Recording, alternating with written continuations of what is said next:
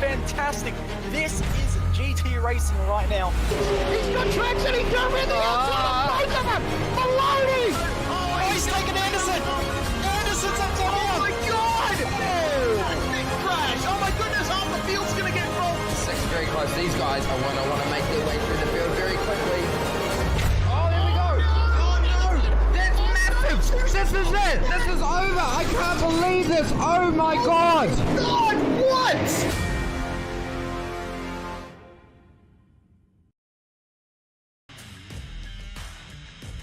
This is your chance to get behind the wheel. The opportunity to race just like the pros. From the grassroots levels, where we all got our start, to the most popular race cars on the planet. From the fairgrounds of Nashville to the high banks of Daytona, to tracks that will never be forgotten. Realistic driving, intense competition, all from the comfort of your own home. This is the ultimate motorsports simulation. This is iRacing.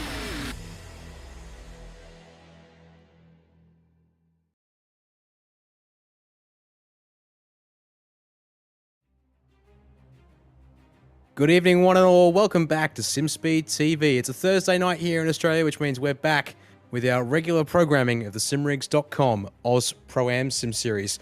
Round number 9, it's the penultimate round of this 6th season here this week on broadcast for you all, folks. My name is Danny Eamon, and David Haynes alongside me in the commentary box, and Jake Kennedy up in production tonight. Well, David, after missing last week's action at Suzuka, we're back once again for the final sprint round of the season, and we've got plenty of racing to come up once again tonight. Yep, exactly. We do past 2 right now, 25-minute race coming up for them, and then we get into all the action of the Oz Pro-Am Sim Series, and what a great track to be at. Laguna Seca.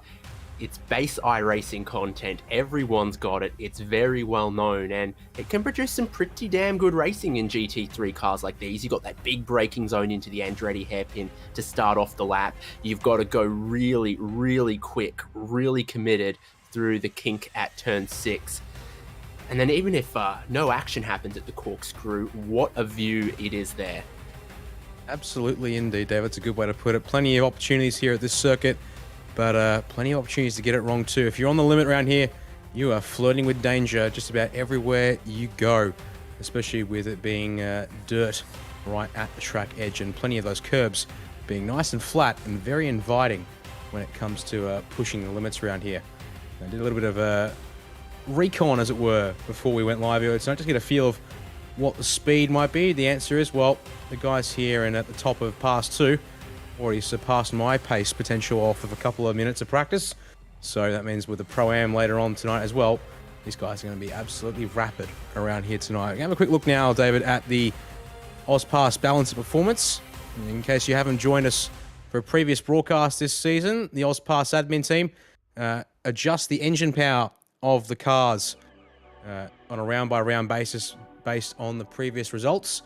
So the best performing cars get a small engine power reduction, and the worst performing cars get an engine power increase, and the couple in the middle don't change. So as you can see here, well, for those that are already at max power, you can't exactly increase that engine power, but the big one, it looks like, David, that Porsche, which you've seen at the front of the Pro-Am, as we'll see later on tonight, taking a big hit tonight, down 3% up on what we last saw 2 weeks ago.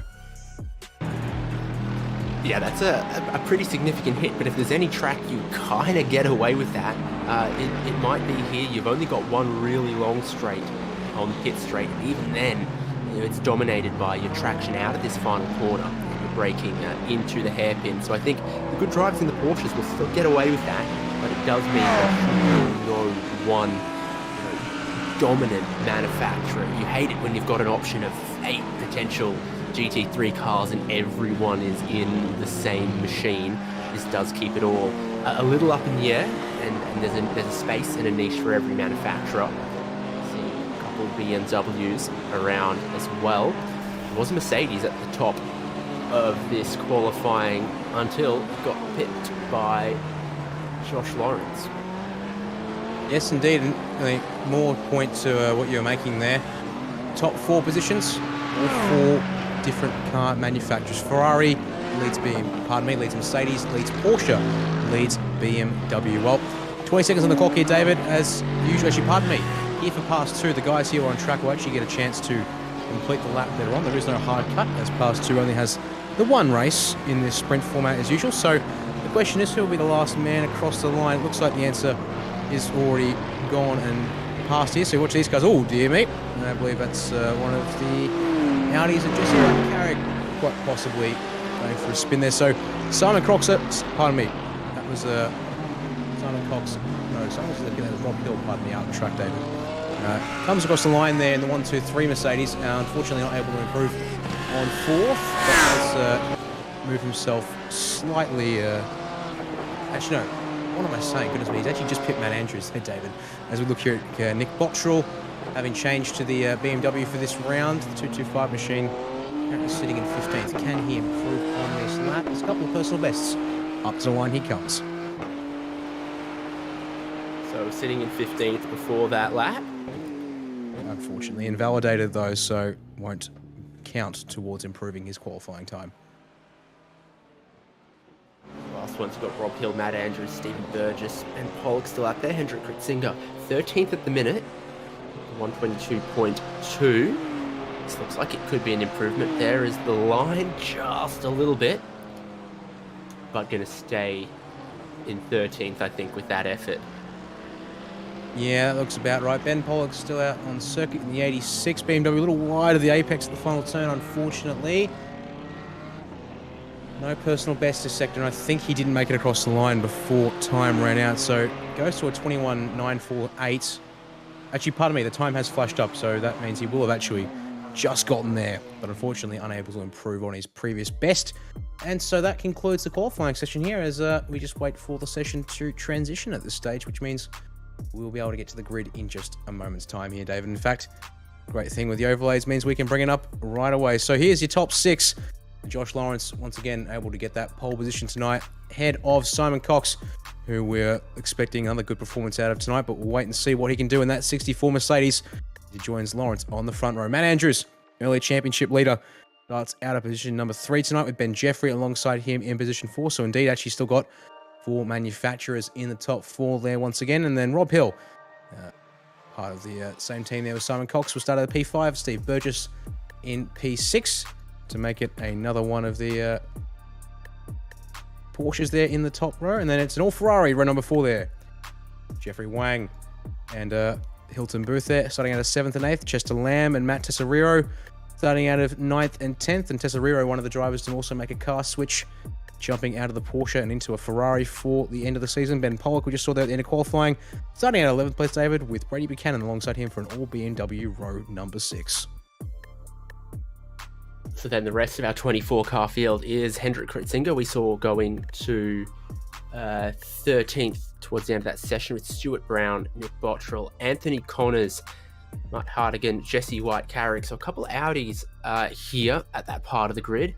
And Aaron Maguire, Shane Newens, Reese Ashmore, and Paul Longworth is the last driver with a qualifying time. No time for Mitchell Sparrow or Wayne Hewitt, who we saw in the Lamborghini with the endurance lights fitted there as well. No, I won't speculate. So we are going to get a full pace lap here as well. Thank goodness it's a relatively shorter lap. But what I did see towards the end of qualifying there, Dan, was a lot of people testing that pit entry. And Romain Grosjean will tell you you need to be good on the brakes for that pit entry. Yes, that would be a very appropriate statement to make indeed. An incredibly tight entry as far as they go here at Laguna Seca. And of course, in pass 2, we can expect these guys to all come down the lane for one pit stop for fuel tonight. 20 litres starting fuel across the field as part of the fixed setup provided for the series. And 37% fuel tank capacity tonight, which is about 38.5 litres for most of these cars. A couple of exceptions, I believe, will be for the Ferrari, which will be slightly under. And actually that will be here in pass 2, as I believe all the other cars in the group run to the same fuel tank capacity as so the BMW, Mercedes, Porsche and Audi and Lamborghini. We do have one of those at the back of the field tonight. They will all be running to those same fuel tank numbers, which, based on some rough calculations earlier, we can expect these guys in, well, as early as end of lap 2, as it turns out, David, and they should be able to make it home from there. And I'd consider that because, you know, we saw some racing from Road America early in the season. It was great, but passing, I think, a bit easier at the long straights of Road America than around here. So if you're one of those drivers who missed out on a qualifying time, or you don't think you got a representative time because of track limits, etc., or traffic, I think getting out of the pack and stopping early is not a crazy or unheard of thing to do for this track. Yeah, so I'd be surprised if we don't get drivers taking out opportunity, especially, the guys towards the back, for sure. The guys up front, obviously, you want to make sure you're looking after that track position if you can hang on to it. So don't expect any of the top 10 or so, I would think, making any desperate moves early.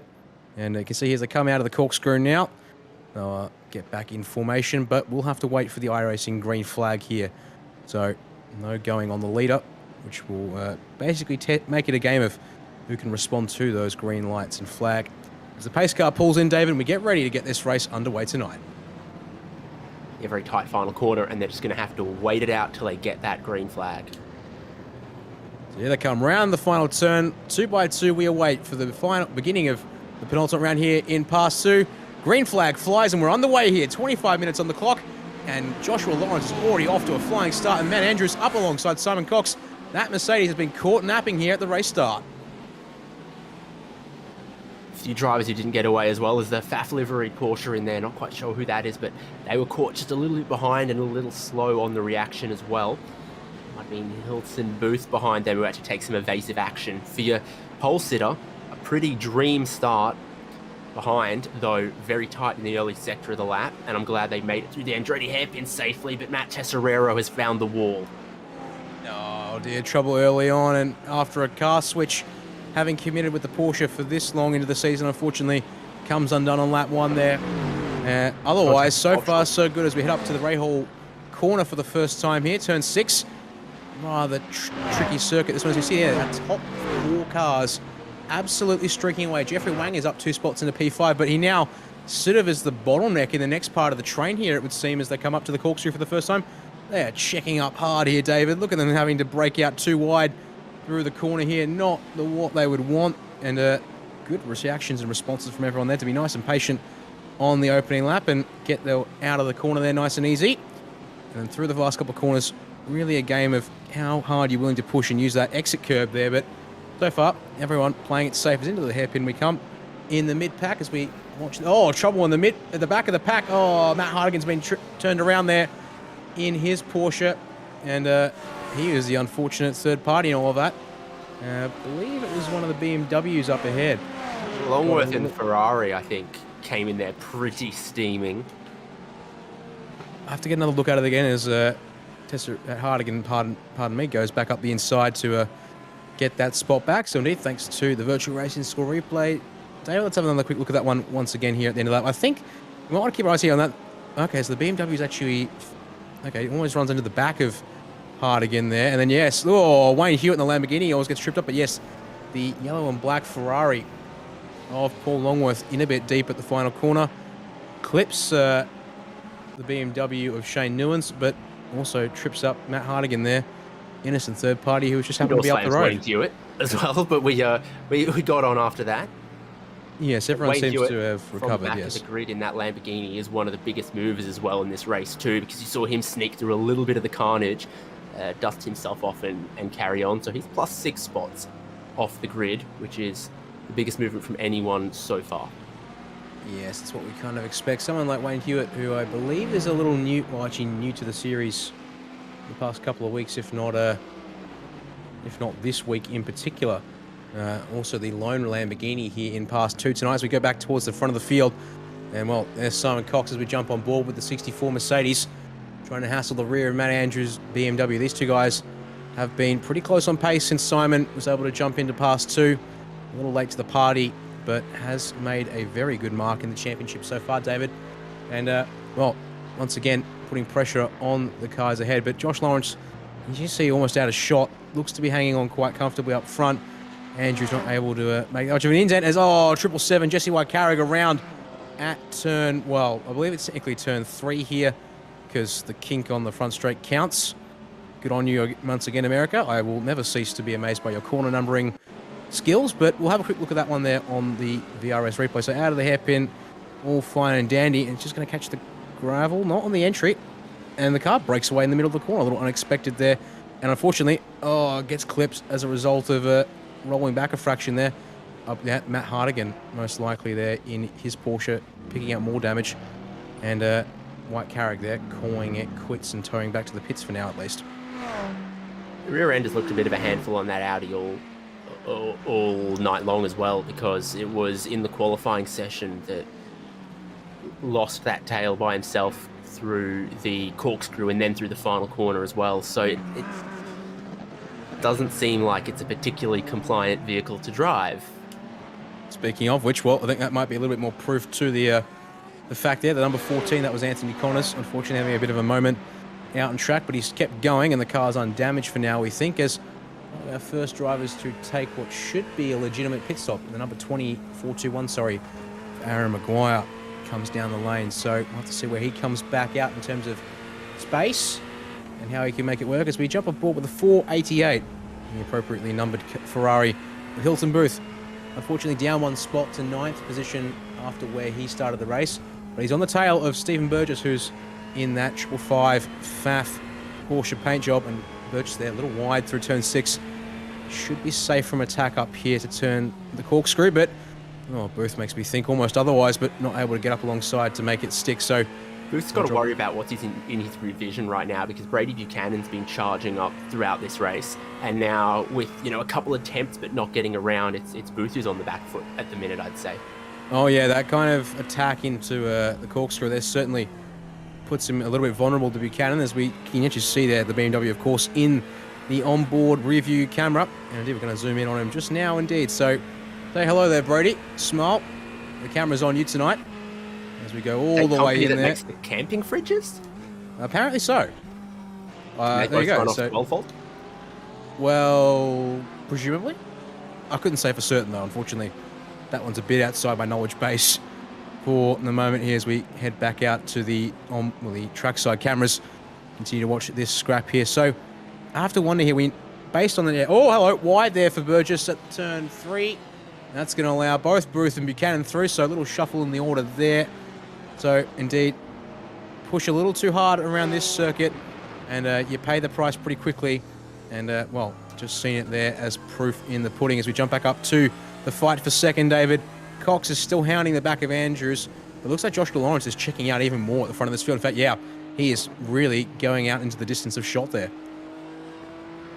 Yeah, Lawrence has got a comfortable bit of time, and Cox decides, I'm not waiting behind second place anymore, I'm going for pit lane. So that's an aggressive strategy move. Be hoping that some others follow him in as well, otherwise he might end up mired in traffic while first and second carry on cleanly there. Yeah, it's a bit of a gamble from our third place pole sitter as the next driver in, Brady Buchanan, joins the gang, opting to get that pit stop out of the way early. Buchanan should be in a better spot here, of course, to find some clean air, as the last car in the train was about 23 seconds back from him as into the final turn. That's not enough overlap, and unfortunately that's taken Shane Newens way out into the gravel there, David. Matt Hardigan, I think, in the 999. Actually, no, that doesn't... Yeah, that was indeed. So Hardigan there. Red rims, and possibly a little bit too aggressive, as guess what? Simon Cox just joined that group of cars. But back to the VRS replay we go, and on board with the 999 and Matt Hardigan here. Yeah, I'm really not sure. The BMW is a little slower off the previous corner. You could see trying to seize the opportunity, but that was from some car lengths back. Speaking of trouble, ooh, that could have been nasty. This is that traffic that Simon Cox has put himself into, and you ask yourself, is he losing more time here or behind second place? And I'd say you'd rather be behind second place, even though he was struggling to get past there. Oh, without a doubt, he's going to make a move up the inside for the corkscrew here.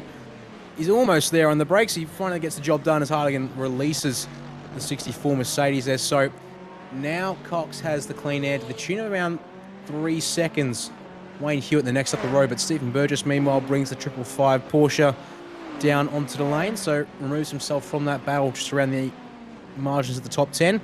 And there's Simon Cox's teammate, Rob Hill, pardon me, now elevated to third place. He's got Jeffrey Wang, I think, slowly closing him in here, but, well, we saw Jeffrey had a good start to get spots, but the train had started building up behind him. I think a couple of guys starting to make their way through now. At the same time, the train has completely broken apart with drivers opting to pit and just having to settle into the race at this stage, I would have to dare say. Back to another Virtual Racing School replay we go. Here we are with Rob Hill down at the Andretti hairpin, and oh, get loose. Oh, very lucky actually able to straighten that one out with the low speed rotation and then get going again without losing a huge amount of time and places there, David. As, oh, more trouble for Hart again. A 999 has found the fence at turn 3, and yeah, not going well there in that Porsche tonight whatsoever. Have a quick look at the replay for him this time now.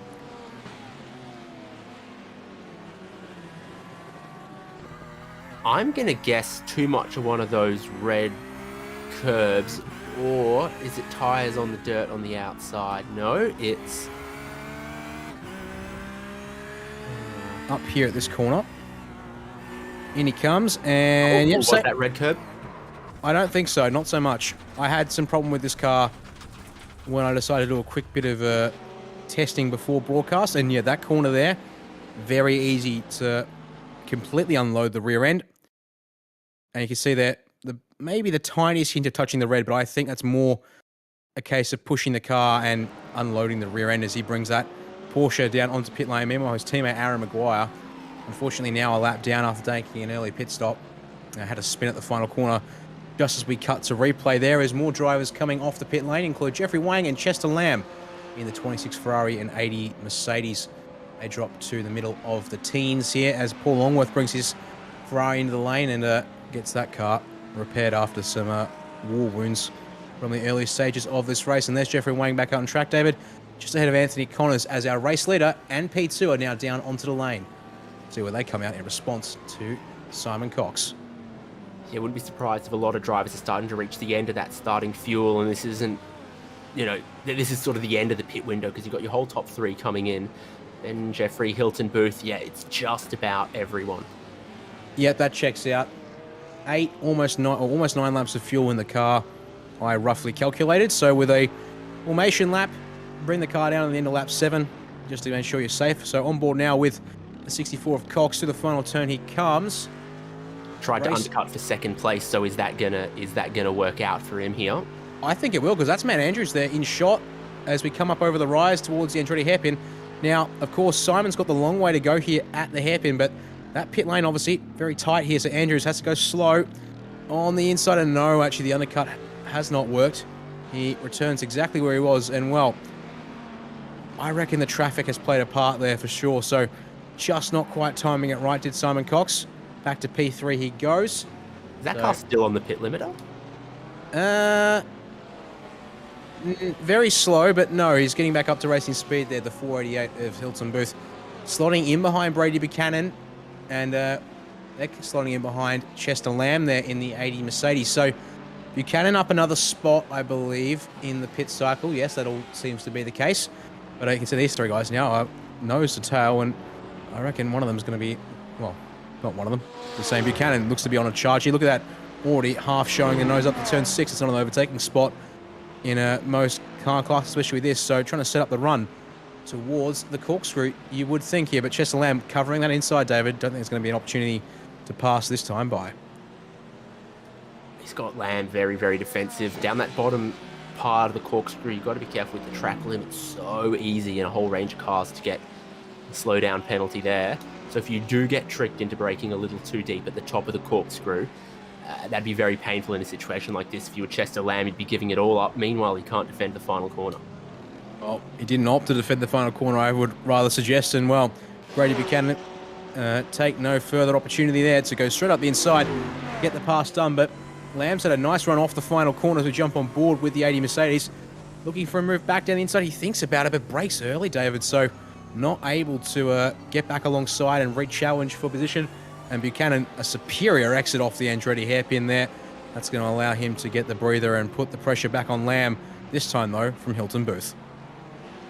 And the BMW is a little shortchanged on the power, but you've seen it, and we've seen it in previous races before. They can be very, very stable in the hard braking zones as well. So that's clearly where Buchanan's been making up a lot of confidence on the brakes. Not winning any drag races down the pit straight, but now he's had a couple corners. You can see him pulling away. Yeah, I think the setups and just the way the car is currently behaving, thanks to the GT3 updates, well, shortly prior to the iRacing Season 2 updates several weeks back, David. Yeah, the BMW is still very much a favoured pick when it comes to drivability, and seems to be reinforced by the setup choices made here for the AusPASS series, season number 6. Certainly the Mercedes has been strong here in Pass 2, but I think we haven't seen a huge amount of it in the main game. As we now get side-by-side, a replay for the number 3 of Hendrik Kazinga. Round turn 3, but yeah, pushing a little bit too hard. Grabs the gravel, and the traction control is unable to prevent that car from lining up and going around into the tyre bundles, I believe. So hopefully sparing that car the worst of the possible damage at that particular corner. As you can see, Josh Lawrence is on the radio about something. Aaron Maguire.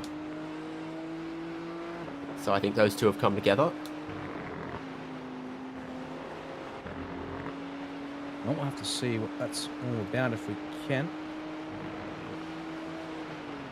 So it's contact with the overall leader, isn't it? So there's been a misunderstanding with the traffic, and it's just up ahead of this battle, second and third, where Simon Cox is very, very aggressive. The rear slides out on the Mercedes a little bit, but again, the balance and the drivability of the BMW, it's not fast in a straight line, but it's good on the brakes, which makes it difficult to pass in those sections of the lap. Indeed, look at that. Andrews keeps the inside open for the final turn. Simon Cox unable to pass, and just see there the replay on the right side of screen there, and yeah, race leader straight up the rear end of that Porsche of Maguire. As go back to live pictures now, and Simon Cox finally gets up the inside of Andrews here at the Andretti hairpin, and Andrews way too wide unless he can get the cut back, but no, he cannot. So Cox gets his move finally done on Andrews. But with 9 minutes on the clock and Lawrence 4 seconds up the road, going to be a hard task unless that Ferrari is suffering some serious front end damage, which, well, it's not looking too bad when you look at it from the front on here. As we look at another replay of the incident for Lawrence and Maguire. And they're still going on the radio in the meantime, David, so yeah, probably need to get it off the air, boys. Get back to racing and discuss it afterwards. And Maguire not impressed at all with what's happened on track. And he probably needs to watch his mouth at this point, to be honest, from what I'm hearing. Yeah, I think so. I think that's something to chat about in 8 minutes, 20 seconds time. Josh Lawrence doesn't appear to be damaged in any way there up front. Still as much race lead as he's ever had. Second and third maybe sorted here. You've got a big gap back to fourth, but I think Chester Lamb and Hilton Booth is one of your next big battles there as well, though, because we saw Buchanan carve his way through both. Booth now has the chance to try to size this one up again on the Merc. Yeah, we'll see here. Looks like they've got a fairly even drive off the final corner this time by, so I wouldn't expect anything happening at this stage into the hairpin here this time by, and indeed no. Take their normal lines, and lap traffic ahead they have to navigate as well there in the form of Shane Newlands. Fortunately, the 78 BMW not having the best of times there, and that's the next car up the road for Brady Buchanan, the 150 of Ben Jeffrey in his Porsche. And you can see there, most of these guys now starting to make gains. The exception there was Jeffrey, down 2 spots on where he started tonight. So not quite the way he'd want his race to go. And unfortunately, well, the gap up the road for him is 4 seconds, and that's going to be a task and a half. But it looks like Buchanan is chipping away at the gap ahead. So it's probably going to take up towards the end of the race here. But I'd expect that number 16 to have a proper go at 6th place here before the checkered flag flies tonight. Yeah, I reckon. And a second a lap is a lot for the circuit like this, because we've still got 5 laps to go with 7 minutes on the clock.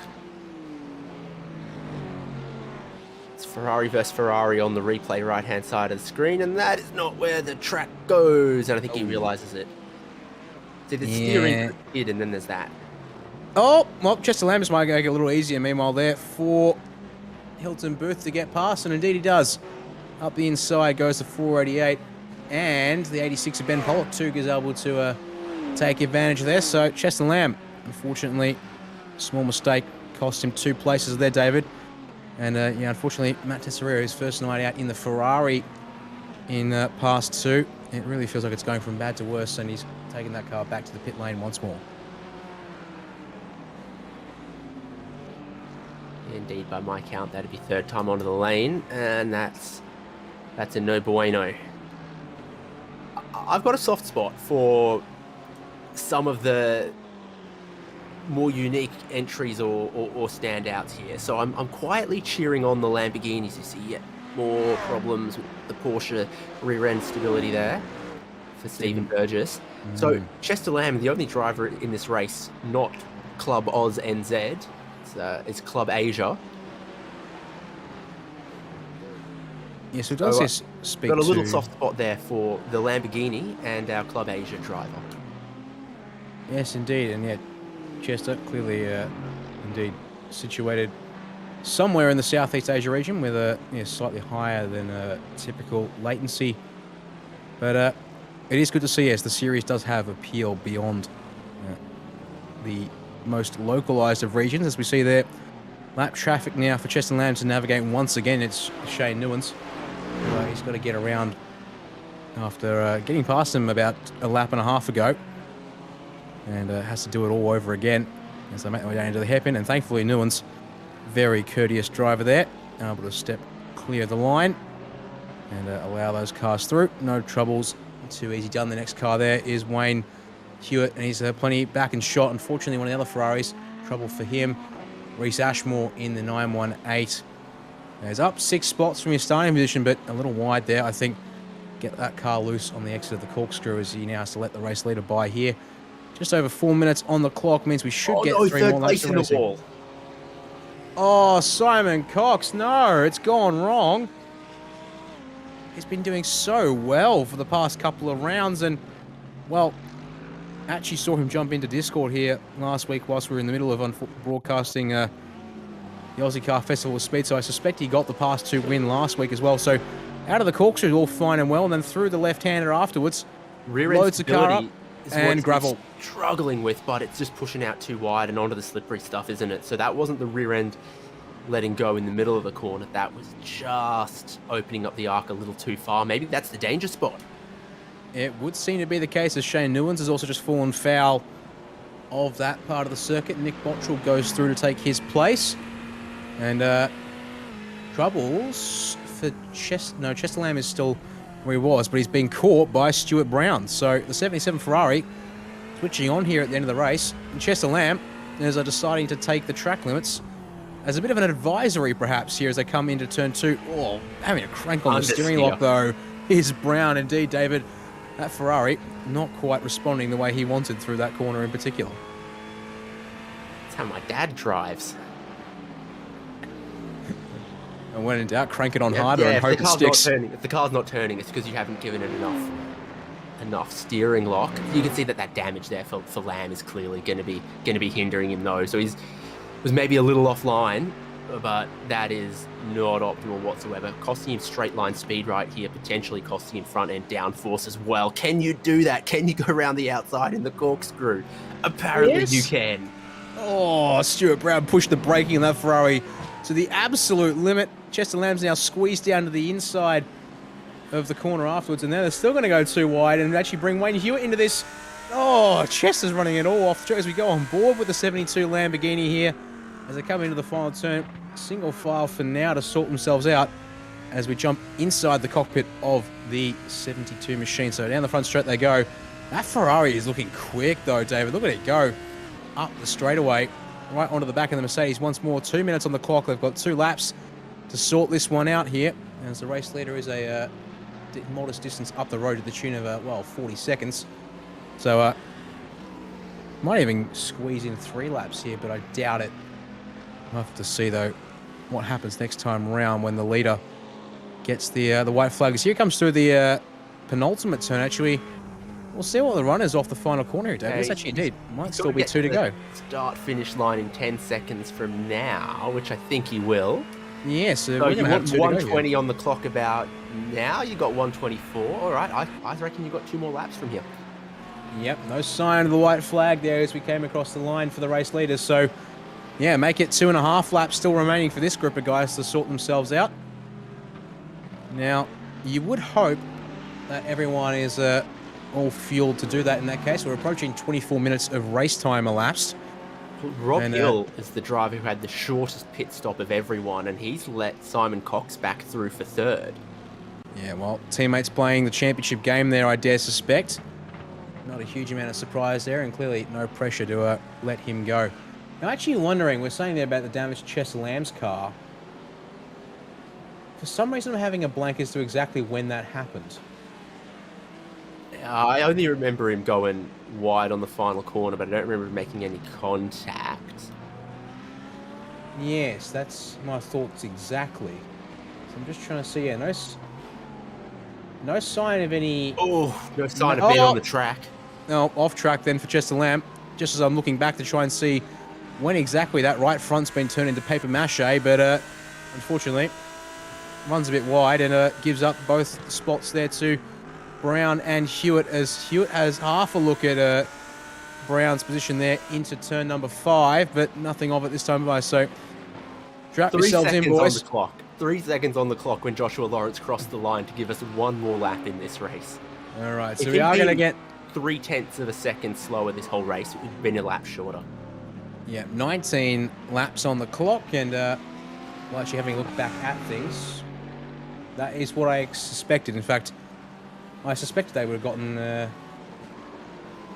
lot further into the race than I did. So they're obviously race pace a little bit slower here tonight, as you'd expect. So 1 more lap to go, 3.6 kilometers for these guys to sort themselves out. And well, yeah, Chester Lamb is being dropped there. So it's going to be a straight fight between Brown and Hewitt, as Stephen Burgess, unfortunately, that Porsche is all kinds of trouble for him tonight, around again on the exit of the corkscrew. Back to our race leader, though, David. And, well, this number 155 Ferrari has been basically unchallenged from start to finish. A minor hiccup with traffic. Looks like it's the only potential issue there for them, as just saw a BMW off in the grass, but that's Hendrik Rosinga. Rosinga and Wildcard, I think, came together for 20th and 21st, but you got to play the Miami Vice song for a white Ferrari. Well, Joshua Lawrence makes a car switch last week and looks like he's done it to perfection, because he comes across the line to take that race win here in Pass 2 tonight, and a healthy distance clear of Matt Andrews, who gets himself back onto the podium. And Simon Cox, after I think a 3 or 4 week race win streak here in Pass 2, to be precise, David, is going to have to settle for P3 tonight in the final sprint round at the Pass 2 calendar. And, well, one of our biggest movers, Brady Buchanan, is up several spots. Ben Jeffrey blinks out of existence right before his eyes. Jeffrey comes back just in time to take the checkered flag and hang on to his spot. Meanwhile, that fight there, which is over 10th place, as it now turns out, Wayne Hewitt is not going to be able to make it through, unfortunately.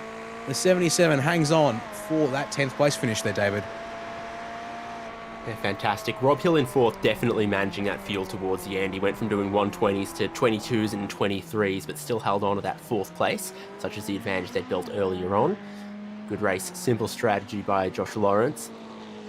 And Wayne Hewitt, biggest mover, I think, was racing it pretty cautiously at the end there. He definitely checked up and didn't do anything risky when he saw, for example, Chester Lamb off the road in front of him, and just picked his way through slowly.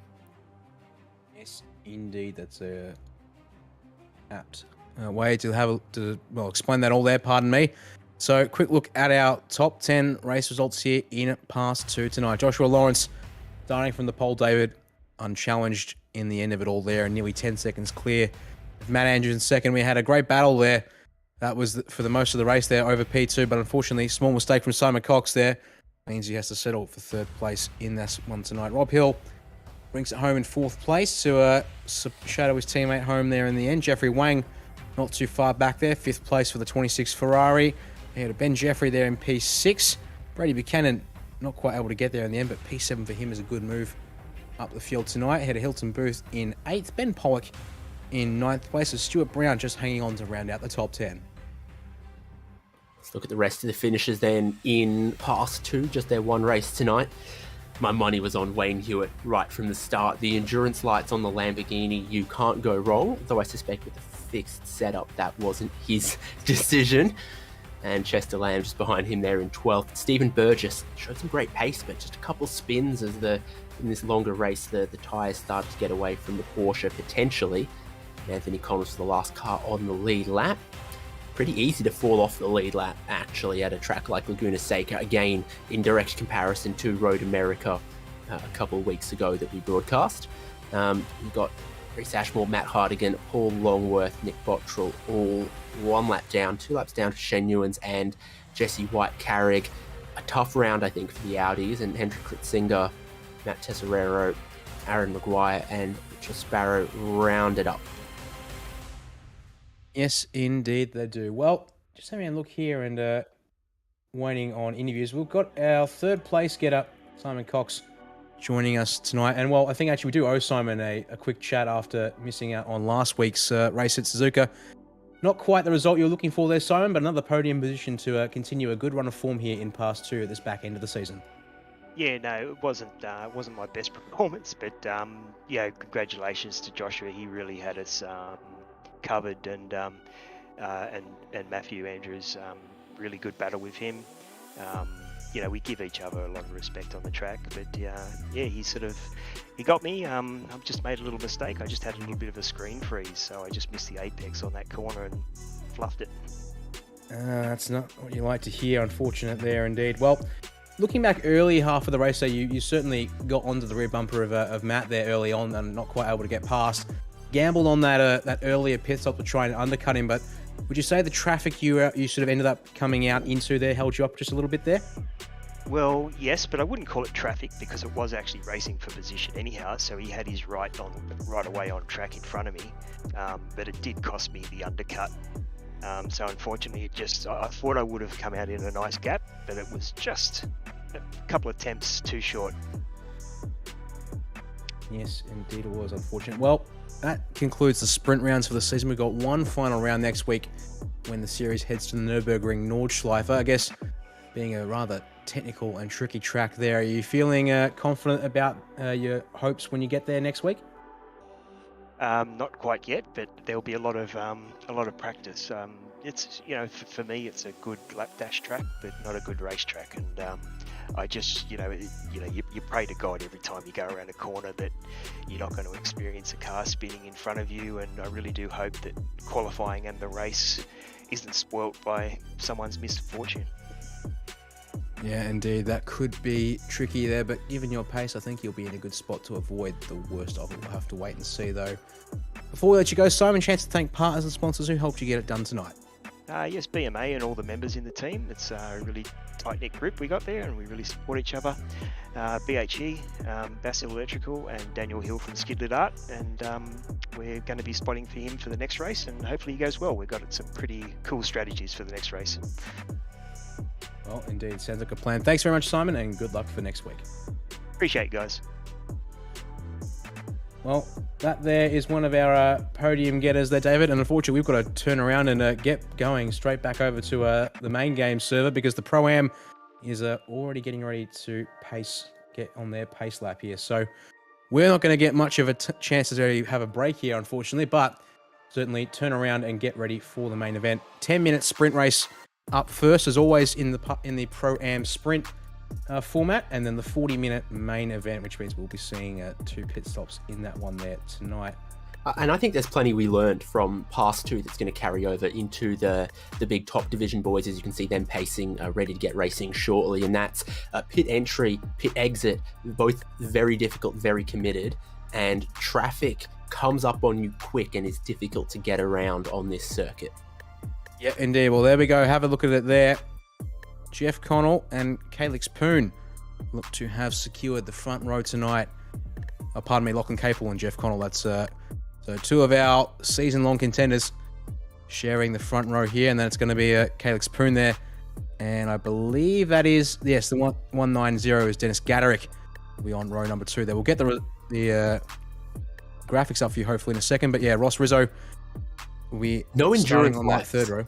No endurance lights on those TTR Lamborghinis, and I don't think that's a good omen.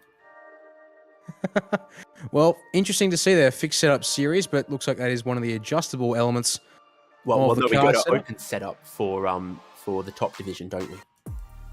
Negative, David. We stay with the fixed sets. So why is there endurance lights on one and not the other? Indeed, this is a good question. Unfortunately, I don't have the answer for you. And we'll have to keep scratching our heads. So maybe that's one of the few user adjustable things that you can actually do with the cars.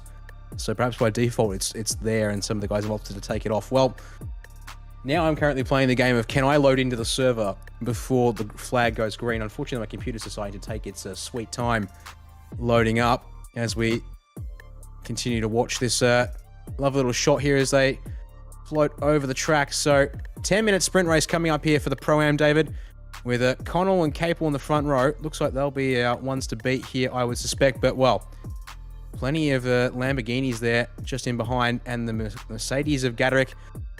Also the Audi of, I believe it's Joshua Fitz. So get ready to wave the green flag here in Pro-Am, and they're underway for the first of their two races, and Capel immediately slots in behind Connell. Yeah, great qualifying for Capel, given that power deficit for the Porsches, and I just worry how that's going to hold up in race conditions. And you can see even off the start, he's aggressive with that, trying to maintain the track position because he knows he doesn't have the power. Massively 2-3 wide as the whole field condenses into very tight Andretti hairpin, and we've got our first contact. Oh, Luke Fitz going around on corner exit, and it's taking Graham Smith and others with him, unfortunately. Oh, several cars tripped up and involved, also including Aaron Raccanello, Liam Caplice there in the war, and oh boy, Chu Kang also sporting some serious damage on his Ferrari as well. So several victims here in the Pro-Am as they make their way out of turn 5 for the lead pack at least, and a lot of too wide or thereabouts as they make their way up the hill. It's actually spreading out though at the front, and Jeff Connell looks to have it under control for now, but that looks like that's it's almost side by side. Mid-pack, Matthew Johnson having a go at Joshua Fitz there into the corkscrew, but not able to make anything of it this time by. Capel under pressure for second, under pressure a bit further back as well, of course, as it's always going to be on the opening lap. Side by side in places you don't typically see it, but they're all holding together at the moment.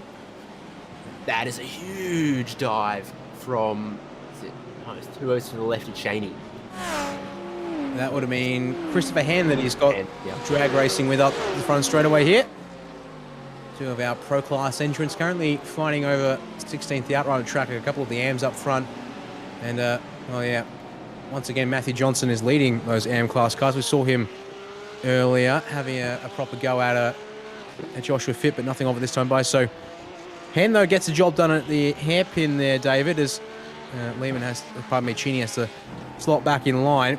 And yeah, with a fast and furious sprint race, these guys obviously trying to make as much up as they can now, but they have to be careful, of course, because they will have an inverted top 10 and a 40-minute race where the pit strategy is going to be all the more important for these cars. We just saw there Nordy and Adam Funslow going at it there up the hill through turns 5 and 6. Hen threw it off the road at 6 and lost a bunch of those positions he'd worked so hard to earn. Indeed he did.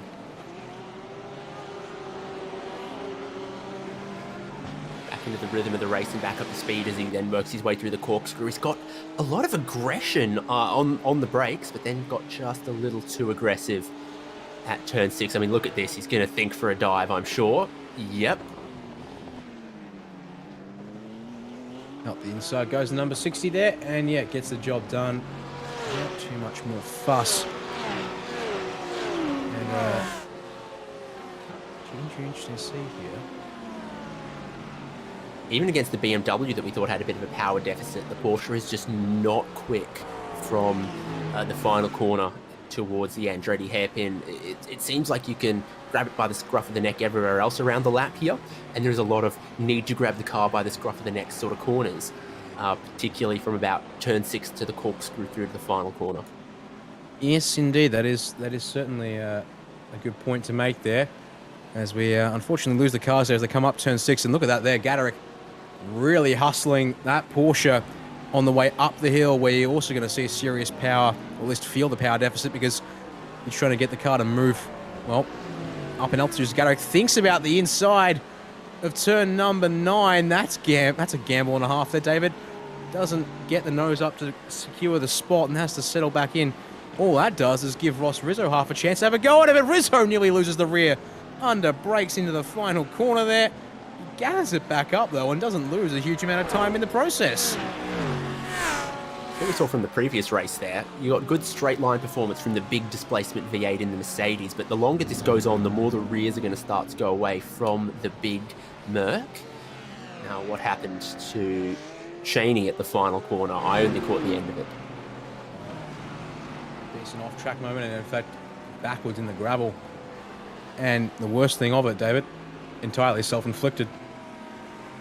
We'll have a look at it on the virtual racing school replay in a moment's time, folks. But unfortunately, the summary there for Cheney was just watch here, right side of the wheels, over the edge of the curb, and hello, reverse entry, Porsche style.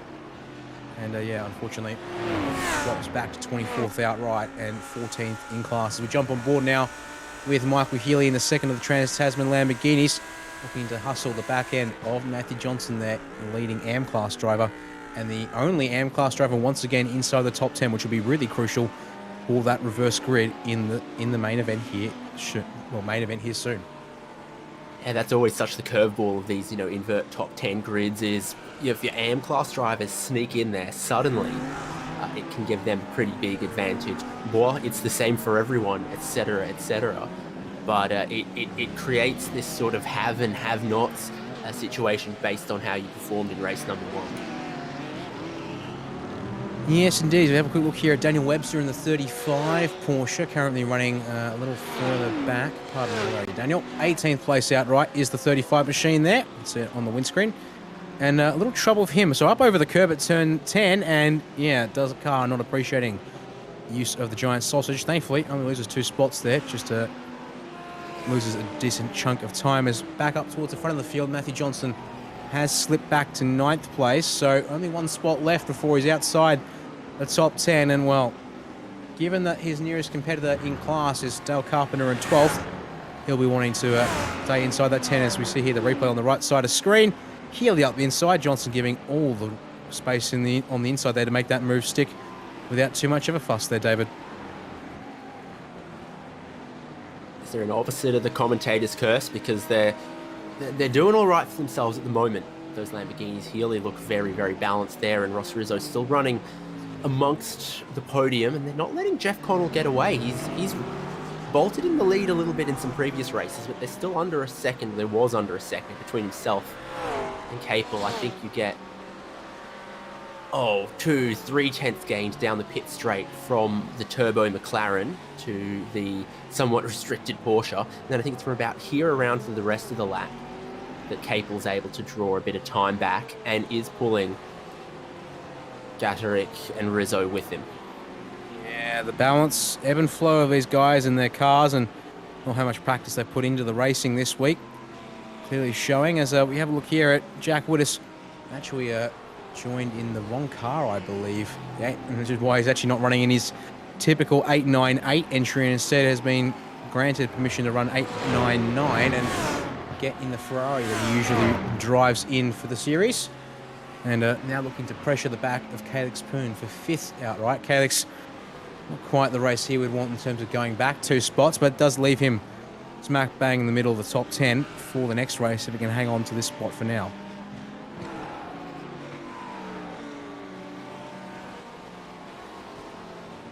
"10 minutes comes by and it flies by.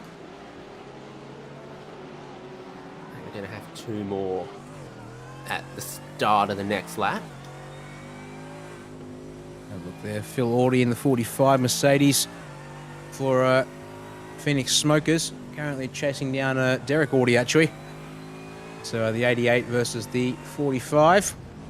Oh, a little deep on the brakes there from Phil. Almost takes the rear end out of the Ferrari. Just pulls it up in time, David.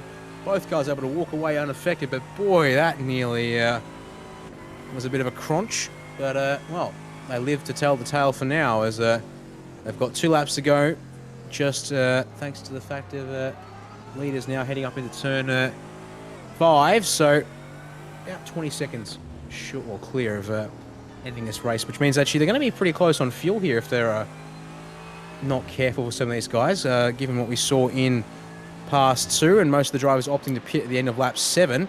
And you do a full pace lap too. These guys are going to have to do 8 racing laps here, and well, presumably for the guys up front, they're just going to stretch this tank.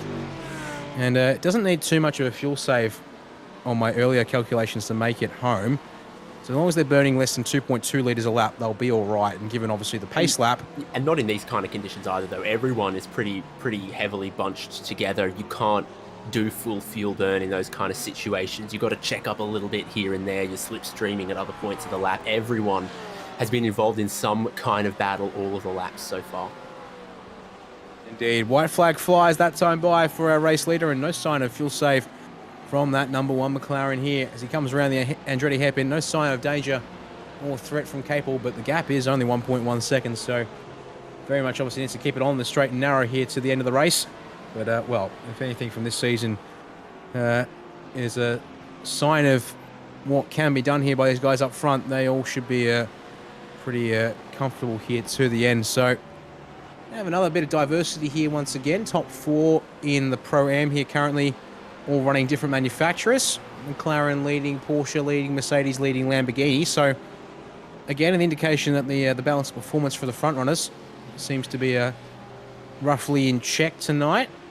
As we have a look here at Webster once again, now down to 17th outright. Actually, that's a position gained at some point. Yes, got past Nick Wood some time back, and now on the bumper of Christopher Head as they go up to the corkscrew for the final time here in the first race. But we'll have to wait and see what happens there as our race leaders round the final turn here for the first of the 2 races tonight. And Jeff Connell makes it a lights to flag finish for him, just clear enough to be unchallenged from Lachlan Capel as Gaderick runs at the podium, and Ross Rizzo follows him behind for P4. Caddick Spoon hangs on for 5th place there ahead of Jack Wittes as the rest of these drivers make their way round the final turns. You see there Mitchell Sparrow in the number 11 MRX Race Sims Porsche brings it across the line in 14th outright there, just behind Daniel Hill. And there's what we saw a little while back as that's actually Derek Audie in behind Phil Audie and Richard Brookfield. So a little trouble there for Audie on the penultimate lap. It looks like a small off-track detour there after being passed, actually. So fascinating. Have to see what happened there, perhaps in my spare time. But quick look at your race results here from the first of the 2 for the Pro-Am. And Jeff Connell brings it home in the end, and, well, just under a second clear at the end of it all there. So Lachlan Capel able to close in a fraction, but not quite enough there. P2 it will be for him, ahead of Dennis Gaderick there in 3rd place. And Ross Rizzo with Calix Poon rounding out the top 5 respectively. And then Jack Wittes there in 6th place, ahead of Joshua Fitt. Now, actually, that's all good, pardon me. Apologies for getting myself a bit crossed up. Wittes and Fitt, pardon me, 6th and 7th is exactly as they were on track. And then Michael Healy in P8. Matthew Johnson does indeed hang on to 9th place, and crucially will put himself up near the front for the reverse top 10. And then Timothy Audie rounds out our top 10 there and takes pole position for the main event here in just a minute's time, David. Yeah, indeed, missing out on the top 10 invert, but finishing in the top half of the field, Adam Funslow, Dale Carpenter, Daniel Hill, and Mitchell Sparrow. So you've got your AM-class podium there with Carpenter and Hill. And then Sam Lehman, Christopher Henn, Daniel Webster, Nick Wood, Phil Audie, Richard Brookfield. It's the top 20, and then the rest here. Derek Audie, Damien Seeger, Daniel Cheney, Wayne Losh, Aaron Racanello, Luke Fitt, Shu Kang, and 1 lap down, Mos Moroz, 5 laps down, Graham Smith, and Liam Caplice. That was a bit of our sort of lap 1 casualties there as well. Look for drivers like Cheney and Racanello to try to recover what they can on strategy in race number 2. And indeed, and there's Jack Wittes' primary account. They're not finishing the race due to the fact that, well, he used an alternate account to make sure he's in the right cars. We have a look here at what happened to Derek Audie. So a little wide at turn 6, and didn't quite register on my sensors, but indeed certainly got passed by both Phil Audie and Richard Brookfield, look at almost running nose to tail again at the corkscrew, having to jam it in on the brakes, and then round turn 9, and indeed actually job done already there. So that was it there for the 88 machine there, David. Just a little wide at turn 6 and has to pay the price as a result. I mean, we've got more cars in this Pro-Am category. Small lap, everyone's racing someone, so the small mistakes get punished pretty heavily. Yep, certainly will. We saw it in Pass 2. We've seen a little bit of it here in the Pro-Am, but with 40 minutes on the clock, plenty more opportunities to see it in the main event coming up in just a couple minutes' time. Well, do have just under 3 minutes on the clock before the grid begins to set here for the Pro-Am. So we'll take a quick break here, folks, and join us back after just a couple of minutes here, thanks to a couple of the sponsors. This is the world's premier online racing simulation. iRacing puts you in the driver's seat from your home computer with the most realistic online motorsports experience you'll find anywhere. Race virtually in the world's biggest events with officially licensed series, cars, and tracks. From the high banks of Daytona to the blistering speeds of Indianapolis, the dirt of Eldora to the world's most legendary road courses. It's all here, and with more than 180,000 people just like you already driving, you'll always have someone to race. Ready to get behind the wheel? Sign up at iRacing.com to get started.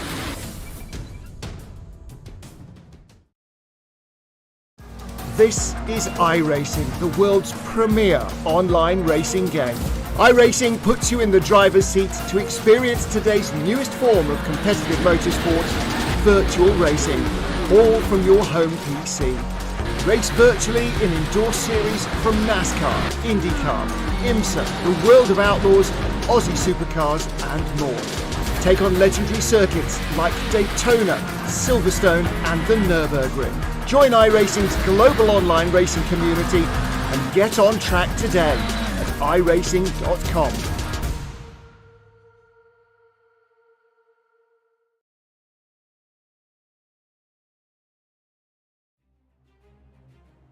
Welcome back to SimSpeed TV here once again with the simrigs.com Oz Pro-Am Sim Series. It's round number 9 of season number 6, the final sprint round on the calendar before we get to the big Enduro to round things off next week. My name is Daniel Yeaman, David Haynes alongside me in the commentary box, and Jake Kennedy up on production. Well, David, we're just in the last couple of seconds of the warm-up before the 40-minute main race here tonight for the Pro-Am division, but before we do, chance to run through all the sponsors that help make the series possible. Yeah, here they are, all on your screen. Of course, it's the simrigs.com Oz Pro-Am Sim Series. And Phoenix Smokers, CTC, Palmer's, Echuca Toyota, Index Designs. Great partners for a great series, and I think it goes to show that the level of interest and entries they've had that's forced them into running Pass 2. I mean, at its peak this season, what have we seen? Easily 70 to 80 drivers competing on the night, and that is a real big reason, I'm sure, that those groups want to be on board, and a real reward for them as well. Yeah, with the Pro-Am being entry via pre-qualification before the season began, Pass 2 being open to anyone to join. So certainly whilst we are here at the end of the season, if you particularly like the Nürburgring Nordschleife for next week, you could certainly jump in to Pass 2 and once you apply for the league. But we'll worry about that another time here, because it's time to run through our grid for this final race of the evening, David. And Timothy Audie, after P10 in the 10-minute sprint, gets himself that reverse grid pole here for race 1. He's joined by Matthew Johnson on the front row. Now only Am inside the top 10 once again, putting it to brilliant use. And well, we'll see what that means for him in this race. The fast guys make their way through. Speaking of which, Michael Healy and Joshua Fitt will be lining up alongside each other on row number 2 there. That's Jack Wittes and Calix Poon out of positions 5 and 6.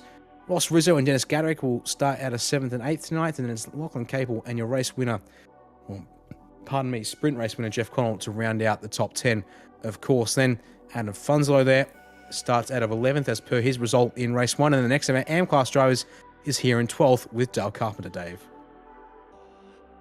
And as the field get rolling for their formation lap with the Porsche safety car that I think even has less than 96% power, the way that it's going around there. We've got Daniel Hill, Mitchell Sparrow, Sam Lehman, Christopher Henn, Daniel Webster, and Nick Wood. Next group of rows, and of course they are rows for this rolling side-by-side start. The first Autie, Phil Autie in the Mercedes, was alongside Richard Brookfield in the Lamborghini. Derek Autie was in the Ferrari alongside Damien Seeger. Then Daniel Cheney, again, one to watch in the Porsche, looking to move forward in this longer pit stop strategy race number 2, is sharing row 12 with Wayne Losh. And over the page once more is Aaron Raccanello and Luke Fitt. Start out of row 13 with Chikang and Mos Moroz alongside each other for 27th and 28th. Graham Smith and Liam Caplice rounding out your top 30 here. And then that will almost do us here. In fact, that will indeed do us. And that is our entrance tonight, as Jack Wittes made a small error when he signed up. So he's actually technically in the server twice, if you will. But, well, that's not going to be an issue, thankfully, since he's made sure to leave with that other account. Now, crucially here, David, we're seeing 3 drivers are missing from the grid formation here on the roll-up lap, and one of those belongs in the top 10. Dennis Gaderick in the 190 Mercedes, who we saw pressuring potentially there for P3 and for P2, actually, in that mid-phase of the sprint, hasn't taken the grid. So what would have been a 7th place, an 8th place start for him, is going to be all the way down the back of the field if he's still here in the server. Along with him, Mitchell Sparrow and Graham Smith have missed the race start if they're still here. So 27 cars going to take the grid here and the green flag from the front of the track. So 40 minutes of waits here for the final sprint round of the Oz Pro-Am Sim Series here at Laguna Seca. And we await the starters' orders here, David, as they come down the front straight. Barney's got the flag in hand, and he waves it, and we get underway here. 40 minutes is go, and look at that, already trying for 3 wide down the front straight. Yeah, Jack Witt is super aggressive, looking for 3 wide. There wasn't space there. He touched the pit wall and carries on. You can see he's got the inside down into the Andretti hairpin, already 3 wide at the back there. Timothy Autie holds on to his pole position to convert that into a race lead, but look how aggressive Johnson's looking. Yeah, Matthew Johnson looking to try and hang on to what he's got here, but already overtaken for P2 mostly by Michael Healy, and Healy gets the job done at turn 3. Meanwhile, Jack Wood is in the gravel, almost loses it, and then forces a massive check-up. Calix Poon unable to get around in time. He has to back out of it here, and, well, that sees him tumble down the order a bit as several guys make their way around. Wittes now in behind Jeff Connell, who's moved up 3 spots already. That car number 1 is pushing ahead early, trying to get an advantage on Lock and Cable. Oh, boy, Wittes thinking about the inside of Ross Rizzo, who's already got Jeff Connell to worry about. Meanwhile, Johnson here trying to get back at Michael Healy, but nothing at it so far. So down the corkscrew they come, David, and there is action up and down this field. You can see here Daniel Hill on the number 14. Mercedes Healy there wide at turn number 9, almost inviting Johnson to have a go at him again there as we jump on board with the number 11 machine here. So down into the final corner they come. Ooh, this could be a good exit if he can get the drive right. Oh, little wiggle there from the BMW. Oh, and trouble at the back of the field for Chukang in the 36 Ferrari around at turn 10. I think the excitement machine of the opening lap there was definitely Jack Wittes. Up the field, down the field, now back up the field. He did get down the inside. Dale Carpenter. And I think it's Nick Wood. Yeah, they've come together on the inside of the front straightaway, and Nick Wood's had to traverse the pit exit to get that thing going in. Watch out for the rejoin, Dale. No, pulls it across the track, so actually that's timing worked out okay there, but oh, that car a little bit roughed up now, and well, not what he would want. And you can see here now the leaders are making their way around turns 5 and 6. So have a look at here on replay on left of screen. Looks like Wood's there, and Carpenter's turned down. The angle's not quite conclusive there, David, but I'm not quite sure what the intention was there, if I'm right about what I've just seen with respect to positioning there. But if we can get another angle at it in a moment's time, we can maybe verify. But back to light pictures for now, at least. Wittes got down the inside of Jeff Connell at the corkscrew and then proceeded to go around the outside of Ross Rizzo in the final corner. So he's super aggressive early. I wonder if there's others around who are actually thinking about a bit more fuel strategy game. Here's from on high. And yeah, I think unfortunately that's a textbook case of trying to shut the door when the door was left open too long. As back to live picture go, look at that Lachlan Capel round the outside of Jeff Connell. David meanwhile at the hairpin. He's not able to make it stick though. That Porsche not too fun in that particular corner when it comes to getting the power down, and has to yield at particular time. So I think maybe a lesson learned there. Perhaps if he's going to make the move stick, he's going to have to get up the inside and claim the inside so he can put the power down at his leisure. And well, the more they fight like this though, the more Ross Rizzo gets to walk away ahead. Wonder here what the play is. Capel clearly on max attack for now, trying to get advantage on Connell when he can. Because after that first race result, Connell was able to comfortably hold out ahead as Joshua Fitz threatening the rear end of Matthew Johnson. Not able to make it stick though through the corkscrew this time by. Interesting to once again have, I think, 5 manufacturers in our top 5 contact at the corkscrew, and Daniel Webster is off sliding down the gravel. Oh, yes indeed he is. 35. Not having a happy race, and now down to 26th outright. Well, certainly more salt on the wounds for that Porsche. And almost spins himself at turn 9 there, hitting the big old sausage curb there, David. So have a quick look at it here on replay as one of the Audis. Oh, it goes for a bit of a Hail Mary send there. Webster's already turning in for the corner. I think that's Luke Fitt from the top down there. Unfortunately, Webster has been absolutely sent. Webster is able to pull it up there, thankfully, on the inside. Meanwhile, live pitches more trouble at the exit of the pit lane for the number 45, Phil Audi, in his Phoenix Smokers Mercedes, David. That's more trouble there for him. So towards the back of the field he goes, back down to 24th place. Again, all happening, and the field spread top to bottom a lot closer here as well. Oh, no. Small mistakes go very, very punished.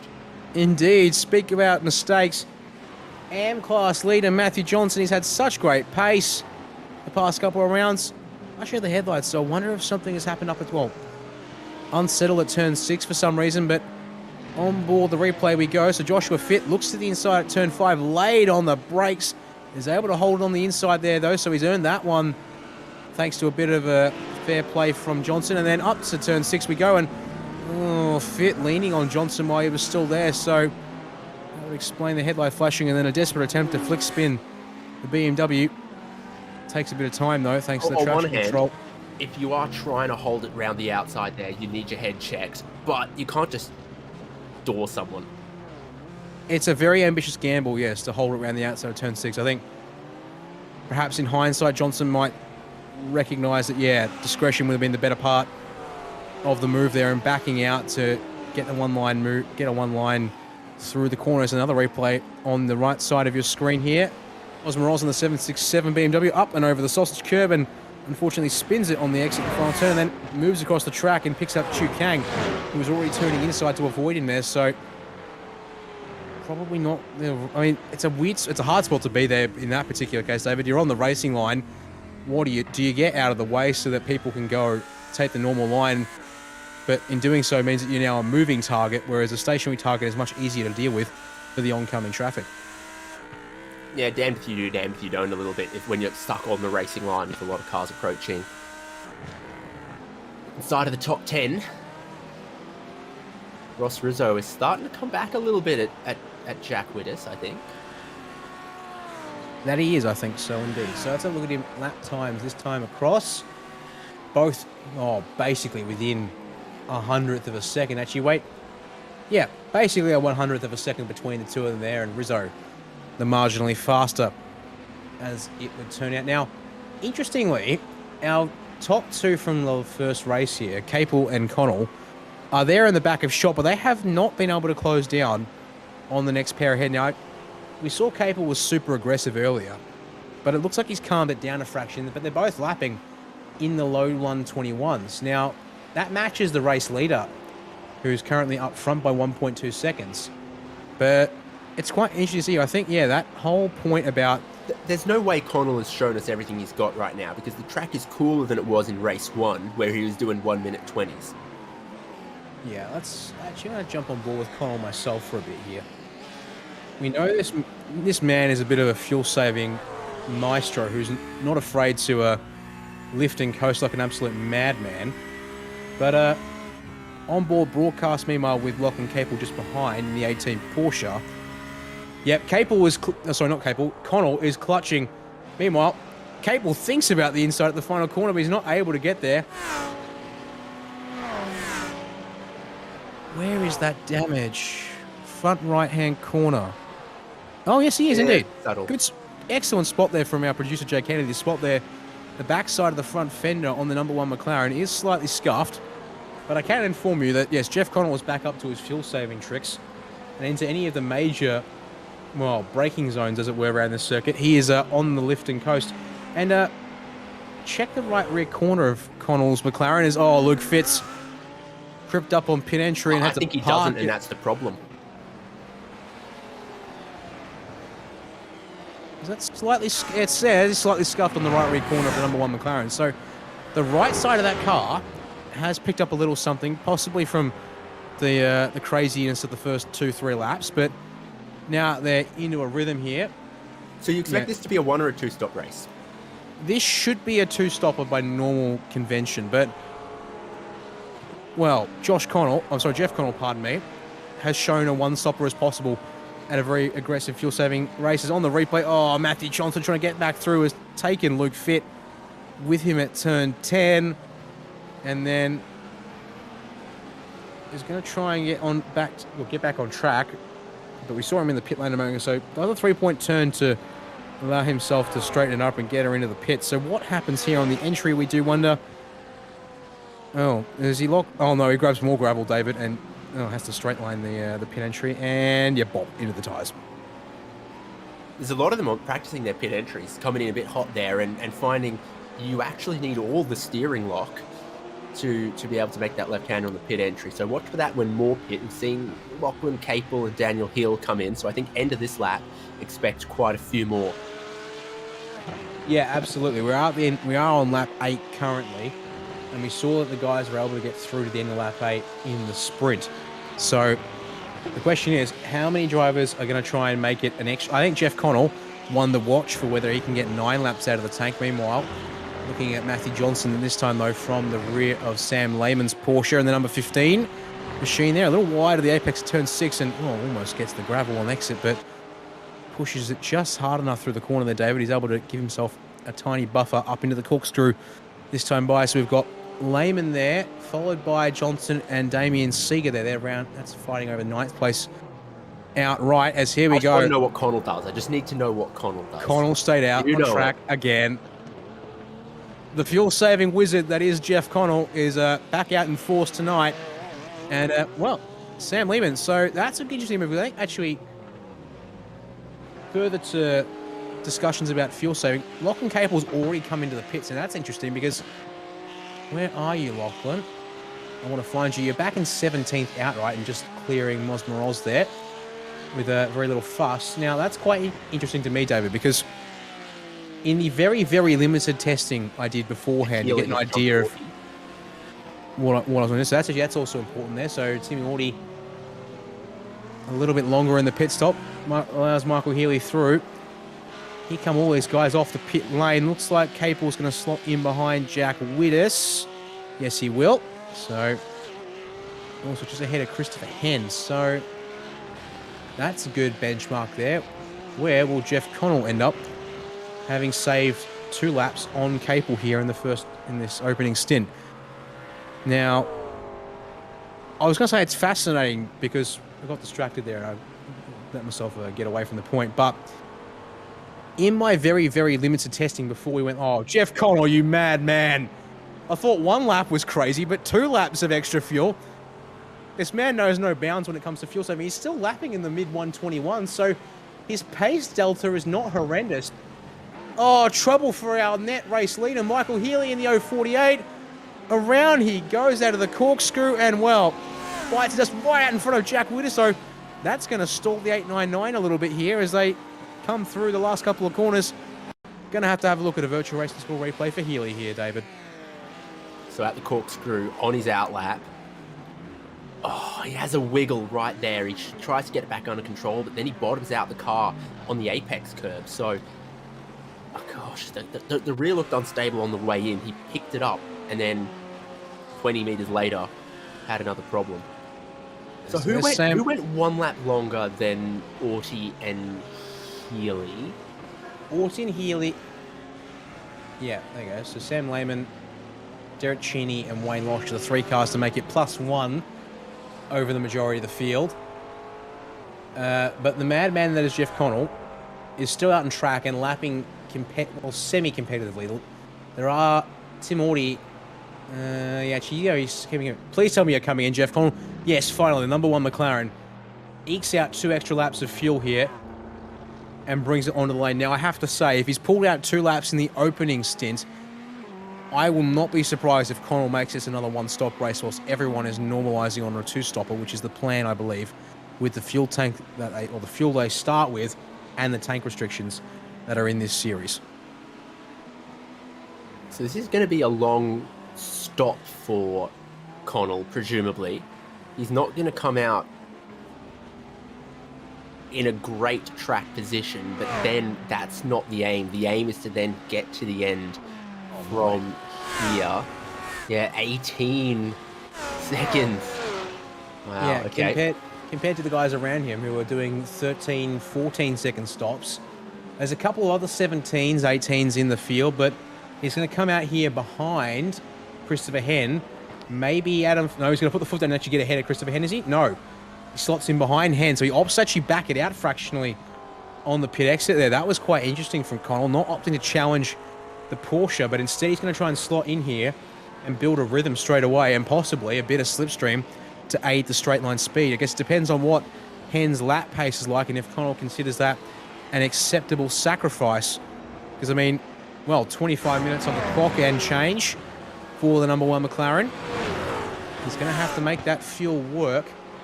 But if anyone can, it'll be this guy indeed. Yeah, air cooling off, track cooling off into the evening as well doesn't help the fuel economy. But I'm sure if you've committed to that strategy that early, you've got an idea of what you're doing. So what's gonna trouble him here though is being in this sandwich between Henn and Funslow and Calix Poon. Is he gonna try to go with their speed? Or is he maybe gonna have to let them go? We'll have to wait the and opposite. see. Is he going ham for it? That was a big lift there, though. Yeah, I'm just trying to run the numbers on Jeff Connell's fuel economy, and I don't think it's looking too hot flash. So, based on my calculations, he had 25 minutes to go on pit exit, which is 19 laps of racing. So, in other words, what we saw out of Pass 2 earlier tonight. And if he wants to make it 19 laps on 1 tank of fuel, he's going to have to burn less than 2 litres a lap when these guys are averaging 2.2, almost 2.25 litres a lap at speed. So that's a hefty amount of fuel saving around a short track with limited straight line speed opportunities to lift and coast. So look at this. He's there not we go. Pass. Bang. It was the same into the Andretti hairpin. He's not going to pass. So that's where he's going to have to do it. Tucked up behind Christopher Henn. He'll sacrifice the lap time to his competitors that he's been racing on track. And you can see that a gap of 12 seconds to the race lead. Well, he's rolling a dice. Short pit lane here, but it is a very slow pit lane speed of 50-ish kilometers an hour. I think it's 56, which is some round number of miles an hour. 30, 35, 30, 35. Something like that, yes. A nice slow roll. And look at that, yeah.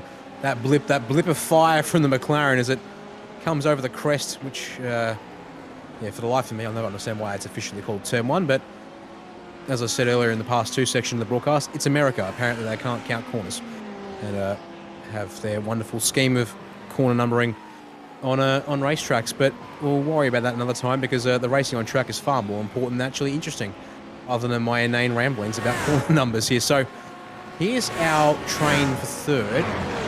Joshua Fitt leading Michael Healy sort of as a pair for now. And then it's Jack Wittes and Lachlan Capel not too far behind, David. Now, these guys are all roughly on, well, an 8-lap opening stint, with the exception of Capel, who actually short-stopped it to come in at the end of lap 7. So their game here has to be trying to put the foot down, close up to Ross Rizzo and Tim Audie ahead, and just try and punish Jeff Connell for daring to try and make a one-stopper work. But, well, Sonoma worked for him. And, well, yeah, I think this is another track where it can certainly work in his favour. We just have to wait and see how much fuel he can save with each and every lap in the stint here. So have a quick look at the replay on the right side of the screen. Nick Wood and Liam Caplice at turn 1. A little wide for Wood. That opens the door for Caplice. And then a little bump and run on the exit there. Puts Wood halfway in the dirt, but nothing too worrying about that one there, I dare say. That's for 5th place in class. Yeah, so a little bit of a push there from the guy making the move, but nothing untoward, I would dare say. So play on and keep racing. As we jump back on board the 18 of Lachlan Capel here, running in 6th place and continuing to follow the rear end of Jack Wittes. These guys all together on pace, currently in the high 120s and low 121s. Jeff Connell, about a second and a lap slower at this stage. So, but critically, on pace with Tim Audie at the front of the field. So Tim Audie is at best a couple of tenths faster, it would seem. Audie's just had an off lap. He's been lapping pretty solidly flat 121s, and he's just had a 21.7, which I'm going to guess was just a little mistake. Best lap since pitting was a 121.6. Really? Okay. So, and another, so there we go. Slight, okay, well, best lap since pitting. Now on lap 14 for Tim Audie is Lachlan Capel and Calix Poon bring their cars out onto pit lane here, David. So they're now gambling on the short run in there in the middle. I reckon that's it. We can get to the end from here, so let's just top it off and go get out of some of the traffic. Well, that has to be a call to try and undercut with some clean air. Meanwhile, just saw there, that was Michael Healy and Joshua Fitt going at it. Those two guys, Healy actually they've been passing back and forth the past couple of corners, those two. So that's an ongoing, well, that was an ongoing scrap, and it just heated up for a second, and Healy has actually made the switch there. Had to do it twice, but got the job done in the end. Yeah, for someone driving a Porsche, I can see yourself pitting early, trying to get out of the traffic, because that power deficit is going to make passing in a straight line difficult. You can see the replay of how Healy did it down the inside and tidy at the final corner. Then had to hold that inside all the way around towards the Andretti hairpin. But yeah, using the strategy, using the clean air, because the Porsche is quick, but it's not quick in a straight line. So you might need to get a little creative, and that's what it appears Capel is doing. Another position backwards for Fitt. Yeah, Jack Wittes makes his move there after watching and waiting. As traffic for Lachlan Capel. He's just able to clear it there at the corkscrew.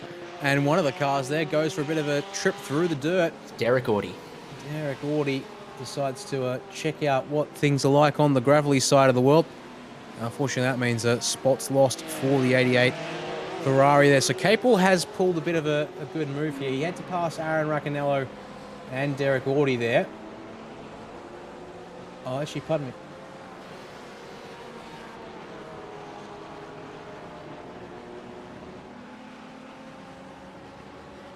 So just getting a chance to have a look at some comparisons here in a moment's time between our race leader Tim Audie and Jeff Connell here, fuel saving in the McLarens. You can see here he's losing at best 0.2 of a second, at worst half a second or more elapsed the race leader. So that gap is stretching out bit by bit here, but Connell is well committed now to the fuel save game, and there is no way for it here. If he doesn't make the fuel save work, well, he's going to be in a world of hurt here, that's for sure.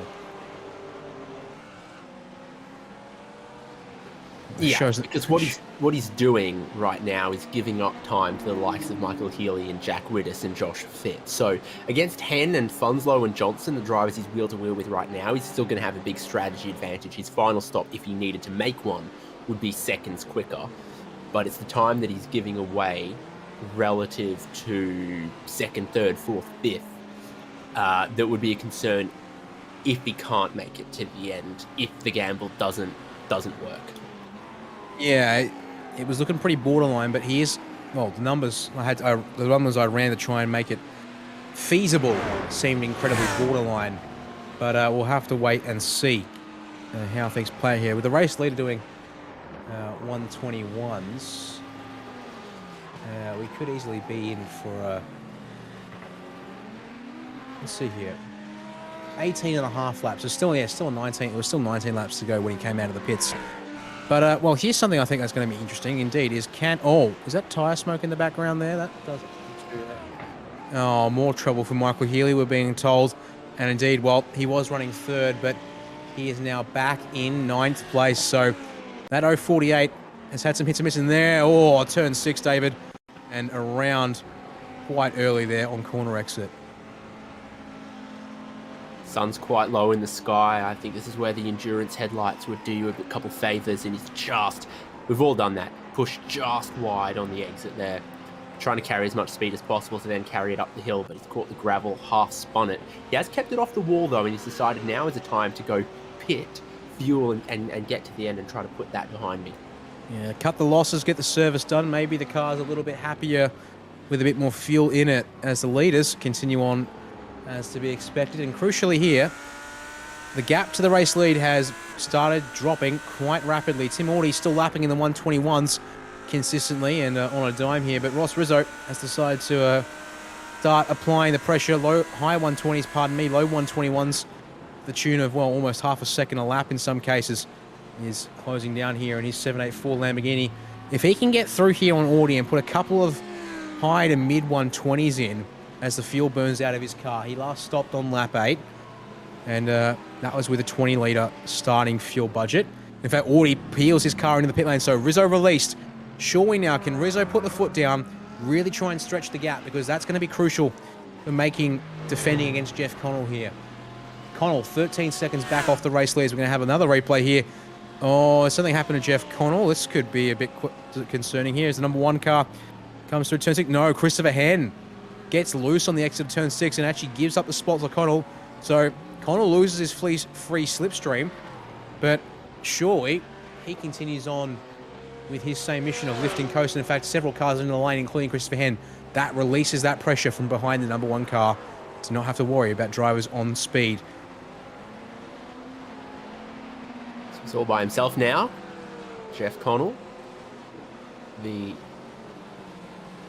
machine of Matthew Johnson just a little bit further behind him.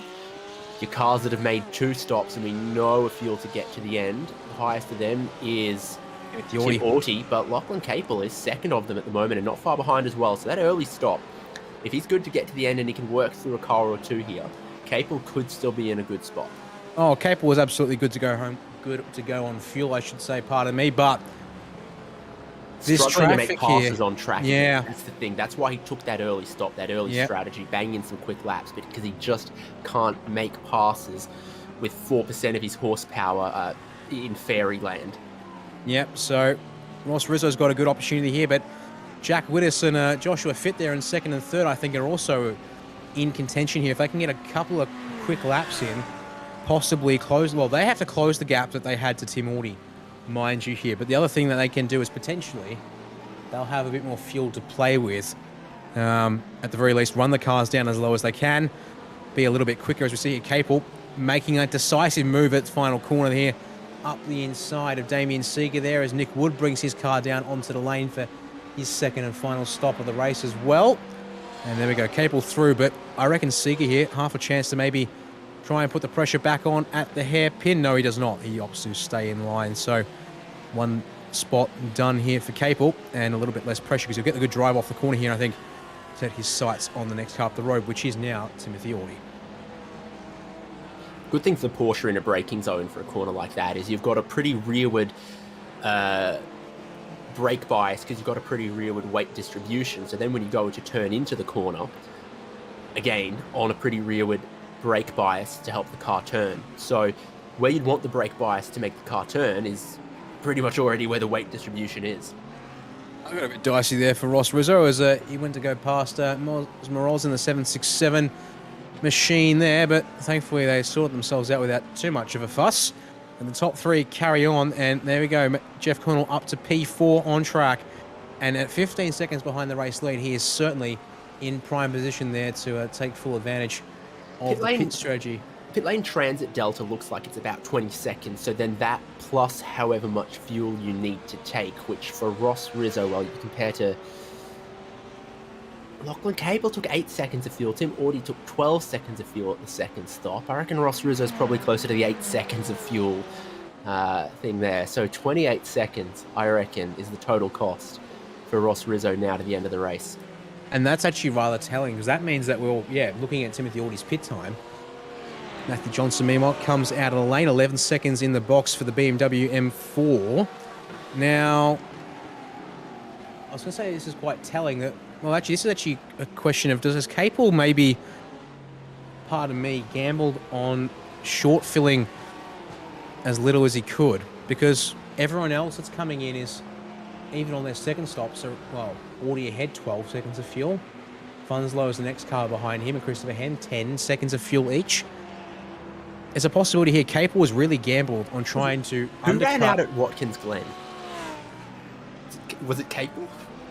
I don't think so. Capel brought it home in P2 behind James Scott. And he was pretty aggressive with his fuel saving, I think, when it came to stretching the tanks. As we see here, Tim Audi, he's stuck behind the number 20 of Liam Caplice, which probably not where he wants to be, but there we go. Caplice into the lane, releases Audi, but by the time that's happened, well, Capel was there at his rear bumper. So yeah, I'm a little concerned for Capel that he's put himself in a bit of a dangerous spot when it comes to fuel. He only made it 7 laps on the opening stint, filled it back up, and then has done a short fill compared to everyone else here in this second stop for those who have done it. And up the, crisscross under brakes at turn 1. That is an excellent bit of manoeuvre there, but Audi's been able to hang around the outside here, David. I think he's going to hang on to that spot there into turn 2. Really compromised to the right-hander brake lights on past the apex to try to keep it on the road. So this fight here, they've got to think about those drivers they're battling that haven't stopped yet, like Fit, like Wittes. Yeah, the main one being Ross Rizzo too. The question is, Rizzo in the lane. Now this is crucial. What's his stationary time like for the 784?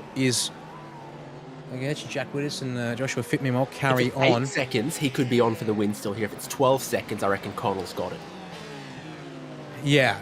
I mean, in saying that, Jeff Connell's coming around the final turn now. Rizzo has just his box, so no.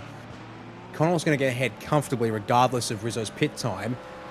It's more a question in my mind now as to what the 8 seconds. Okay, that's very telling. That means I think Tim Audi has overfueled the car just to ensure nothing goes wrong for the 53 machine. And what does that mean, though? Rizzo's approaching turn 1. These guys haven't made the start-finish line. Rizzo is now miles up the road, leading the 2 stoppers.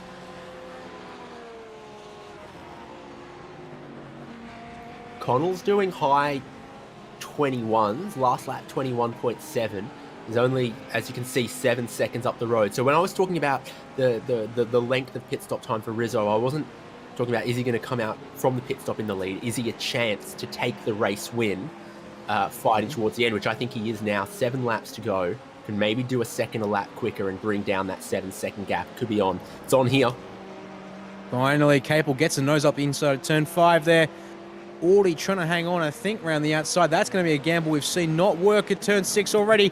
He actually holds it, and there's the bump as Capel takes the sausage on the apex of turn 6. Redresses the spot, and here comes Daniel Cheney minding his own business up the inside, gets both of them as a result. Well, very, very sporting of Lachlan Capel there. I don't think he really needed to redress that one. He might have gotten squeezed towards that apex curb, but still the sporting thing to do, and they'll battle on towards the end. Yeah, so as a reminder, Daniel Cheney, only 1 stop in this race so far for the 444 Porsche, so we will see him slide back down the order later on this race. And well, Jeff Connell 7 seconds ahead of Ross Rizzo. 125.5 on the outlap for the 784. Meanwhile, Jack Widders and Joshua Fitt continue on. Nothing in it between the two of them for now. They're going to have 6 laps to go here. Yes, it will be 6 laps to go at the line.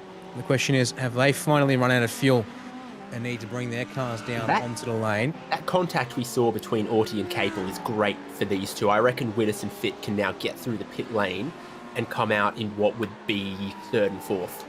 Yeah, there's a good chance of that indeed. Certainly those guys they've been within touching distance, and they're both on the lane now, so no troubles for either car, it seems, on the pit entry there, as we now await Jeff Connell to reassume the race lead. But yeah, that gap's down to 6.5 seconds. Rizzo is closing, but 6.5 seconds, I'm not sure he's done enough on this particular lap. He's going to need to close the gap faster if he wants to be able to make that race win a possibility here, David. It's going to be close, though, as off the jack, 7 seconds there or thereabouts for both of the cars in Widders and Fitt. They're going to get out ahead of Daniel Cheney by 1.5 miles, so more troubles in terms of Capel and Auty. Speaking of which, there we go, change of position once again. But yeah, look at that. The overcut has worked tremendously for both of those guys. And that turn really 6 shows. contact for Capel and Auty here, that cost them the bulk of this time delta you see between them and Widders and Fitt, who've rejoined, still ahead of them. Without a doubt, absolutely, that is very much the case of the matter. But I mean, in saying that, they lost maybe we call it 5 seconds. The gap up to Joshua Fitt is 8 seconds, almost 9 from Daniel Cheney. So I reckon even without the contact and the drama at turn 6, both Widders and Fitt had a very good chance of getting through on these guys as Cheney pushing his car to the limits. Up to the corkscrew they come. Capel pounces on the opportunity. He's going to get the move done. Cheney not fighting that one too hard at all in the 444. Lead gap just dissolving on this lap. Oh, hello. What happened to Jeff? Oh, boy, yeah, Jeff Collins had an absolute shocker. 122.2 last lap. Yeah, I think the fuel number was incredibly tight for Connell, and he's starting to really feel the crunch, so he's got to absolutely burn the time now, and that's going to set us up for an absolute, thrill house finish. Ross Rizzo lapping in the 1 minute 20s is back on the pace. That is the best he's done all race long, and Jeff Connell is just having to sacrifice the seconds. I just wonder, there's a bit of traffic between the two. Did the traffic hold him up as well for good measure on this lap? Meanwhile, we see here Matthew Johnson, still leading the AM class, 10th out right as well, and challenging for 9th here in this little group, David. Yeah, there's 10 seconds from Matthew Johnson to the next car for him in class, which is Sam Lehman, 10 seconds behind, second place in the AM division. So this is all for fun and overall line honours for Johnson at the moment. I think what he want to be careful of is getting tangled up in this, though, because that's always a threat. What he is separating Adam Fonso from Calix Poon, and if Poon wants to make positions in his own class, then he's got to get his elbows out against Johnson. That puts Johnson in a difficult position. He's got his arms out either side in the middle of a brawl. That is true indeed. As we look back here now, the fight for third place between Jack Widders and Joshua Fitt still running as they have been for quite some time, so no sign of a change there. And look at the gap that Lachlan Capel has pulled on Tim Auty there after about 3 laps free. And Daniel Cheney, after going 9 laps in the opening stint, finally brings his car down onto the lane at the end of lap 26. One more lap with Brooks. Connell found a little bit more pace. Rizzo just flatlined a tiny bit. So what about the traffic and what about the field? Yeah, I wonder if some of the pace management for Connell is also trying to make sure that the checkered flag arrives on his terms, because it's calculated based on an average of the leader's laps. Yeah, if Connell can back it up into these 22s here for a bit, well, he had 1 minute, one lap in the 22s. If you look at his lap charts, it's all mid to high 21s for the most part. The 22.2 from last time around is a rare exception. So, and here it is. I think, this explains exactly why Jeff Connell had a 122 traffic it's a little bit hard to deal with there as the 22 of Wayne Losh steps aside. 2 minutes 28 on the clock there for Connell as he crossed Nothing the worse start than finish someone line. who breaks on the racing line and then doesn't take the apex. It's a little difficult to deal with, absolutely. Obviously, in an ideal world, Now both of us are slow through this corner. yeah, the lapped car, if everything was perfect, the lap car steps aside if they want to do that, and then and they brake really early, and they can get back to it. And we can see here, only another 3/10, not even for Ross Rizzo. So I think, yeah, one bad lap for Jeff Connell with traffic, maybe just taking the opportunity to aggressively fuel save even harder as a result. But yeah, Ross Rizzo now having to navigate that traffic a bit. Looks to have put that race win just out of reach. And certainly Ross Rizzo has been known for quite some time as being quite the feather foot and knowing how to fuel save quite effectively in several strategies. But it looks like Jeff Connell might just have his number on this one today. The gap's still shrinking, but it needed to evaporate quickly, and it was for a bit, but it needed to be sustained as well. So it will be just one more lap from this one. Jeff Connell will be hoping he's got one more lap of fuel left in that tank. Only driver out there at the moment in the top 10 to have one stop. He's still maybe waiting on it. Oh, we did get a second stop out of Cheney, and we're expecting a second one out of Wayne Losh as well. Yeah, and Connell crossed the line there. No fuel saving down into turn one. So I wonder if the shackles are released finally on the number one machine, because there's no sign of hesitation here on this lap, and we're already about 1/3 of the way through for the race leaders. So you see here the rest of the field make their way across the line to take that white flag. And I think, yeah, Connell up to turn 5, there's no hint of a save. Personal best in sector 1. Don't think he's going to set the world on fire. He actually did a very slow lap last time around at 22.2. But I think, yeah, now the shackles are off. Put the foot in. And more personal bests are coming in for that number one car here on the last lap of the race. Might have just been keeping it on the slightly conservative side until he saw the white flag and knew he could push it to the end here, just in case race control did something funny on him and he needed to save for one more lap.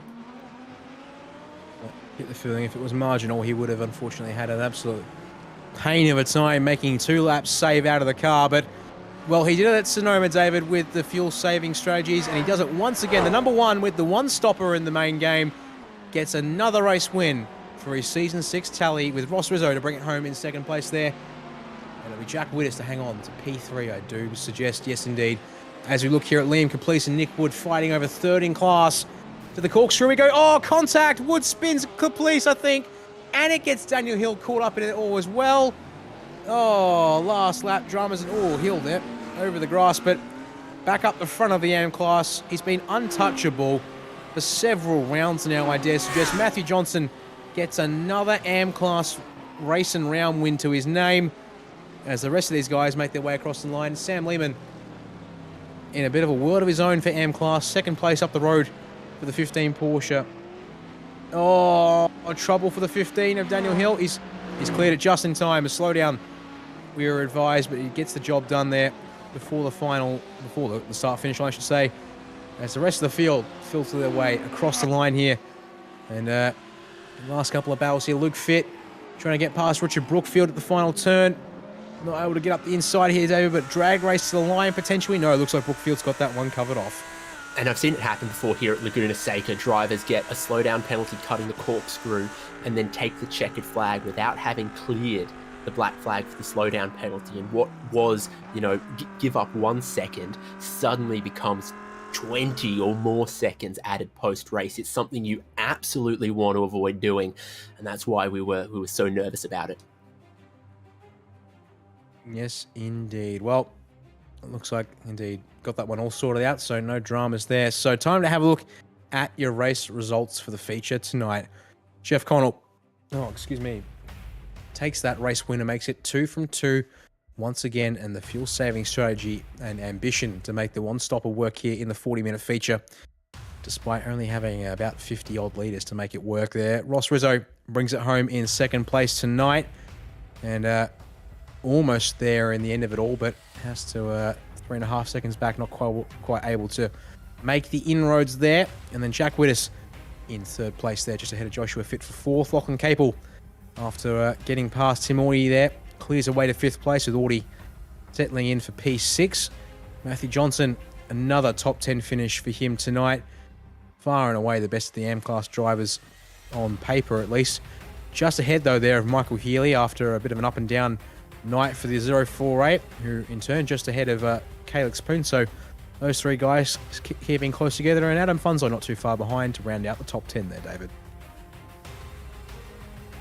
Yep. Other side of the split, Sam Lehman and Christopher Henn, second and third in AM class, and both of them making up 4 positions from their grid slots as well. So overall, pretty good race when there was more strategy involved for them. Sorry, Christopher Henn, Pro Division event, Liam Caplice there as the third in his class, 13th overall. Got Daniel Hill and Nick Wood, some fireworks around 13th, 14th, 15th on the final lap.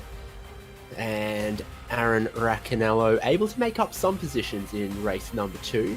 9 spots gained into 16th. Got Dale Carpenter, Derek Orty, Daniel Cheney. Tried to play those fuel games. Couldn't quite make it work, and also had a spin towards the end there, unfortunately. A driver who ran pretty high and showed some good pace early goings in the race there. 19th as it ended up, just ahead of Daniel Webster, 20th. Indeed, and then 21st place belongs to Richard Brookfield there. We saw at the line, just able to hold off Luke Fitt there, so 22nd for the 151 machine. And then Chu Kang, last of our cars to finish on the lead lap there. Unfortunately, the 36 getting entangled early on, and not the way he wanted his race to start. And then our one lap down drivers in the form of Phil Audie, Wayne Losh, Moss Moroz, and Damien Seeger. All pretty rough nights for him. And then critically there, 28th place, 29th and 30th, Dennis Gaderick and Mitchell Sparrow and Graham Smith all not taking the flag here for the start of that race. So after a strong result in the sprint there, David, we miss out on seeing Gaderick take the main event tonight. But enough of that, because it's time to have a chat to a couple of our guys from the podium tonight. And who else to start with but our race winner, Jeff Connell. Well, Jeff, you did it at Sonoma on a one-stopper. You did it again here tonight at Laguna Seca. Just how close is that McLaren to coughing across the start-finish line there? Yeah, pretty close. Yeah, it was cutting it pretty fast, especially with Ross coming up really quickly. So, it's different when you got a 15 or 20 second gap, because you can dictate your speed, but it's hard when someone's chasing you down at second a lap. Yeah, absolutely. It was one lap there where it looked particularly concerning, but then it looked like that might have just been traffic and you taking advantage of the traffic to fuel save even more aggressively, potentially.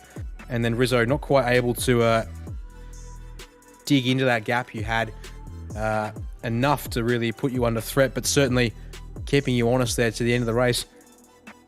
Given you started at the back of the top 10 for that main one there, I guess, and clearly the fuel save strategy is the kind of thing you have to commit to early on, given you got 2 extra laps out of the car compared to most people in that first stint tonight, and then to just go from lap 10 until the end of this one here.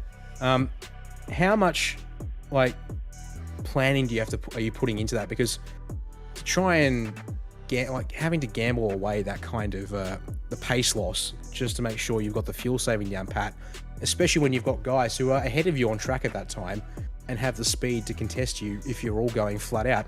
It must be some kind of incredible sort of juggling you have to be doing in the car in the moment there.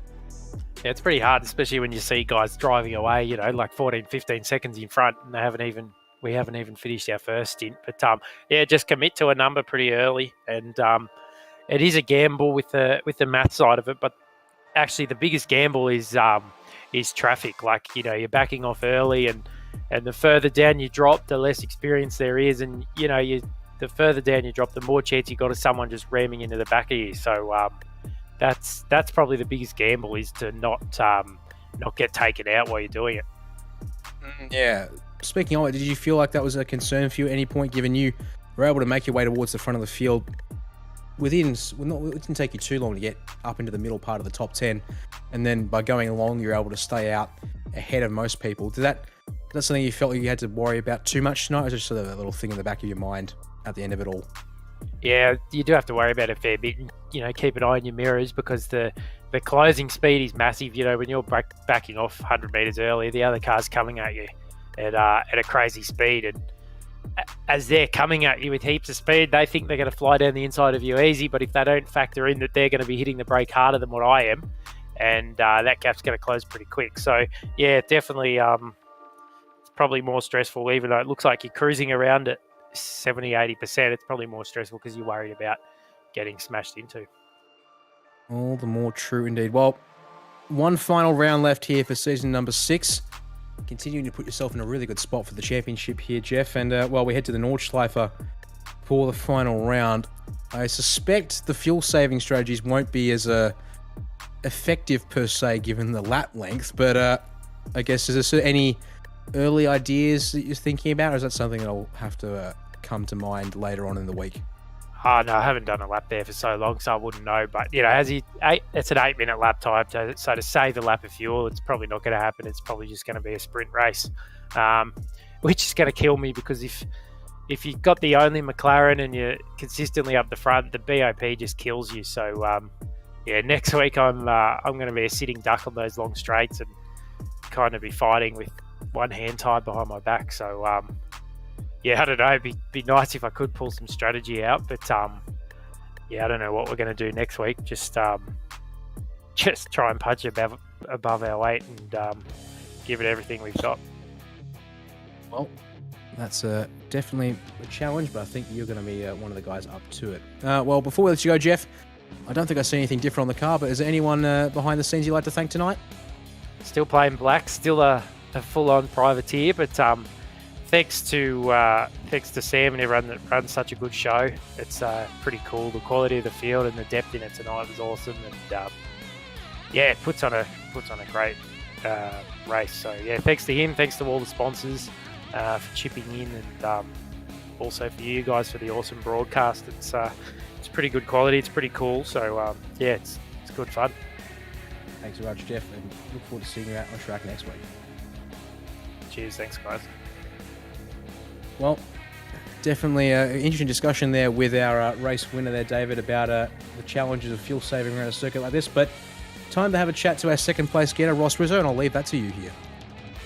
Yeah, congratulations on the podium there, Ross. Charging towards the win, but the checkered flag comes up just a little bit too early.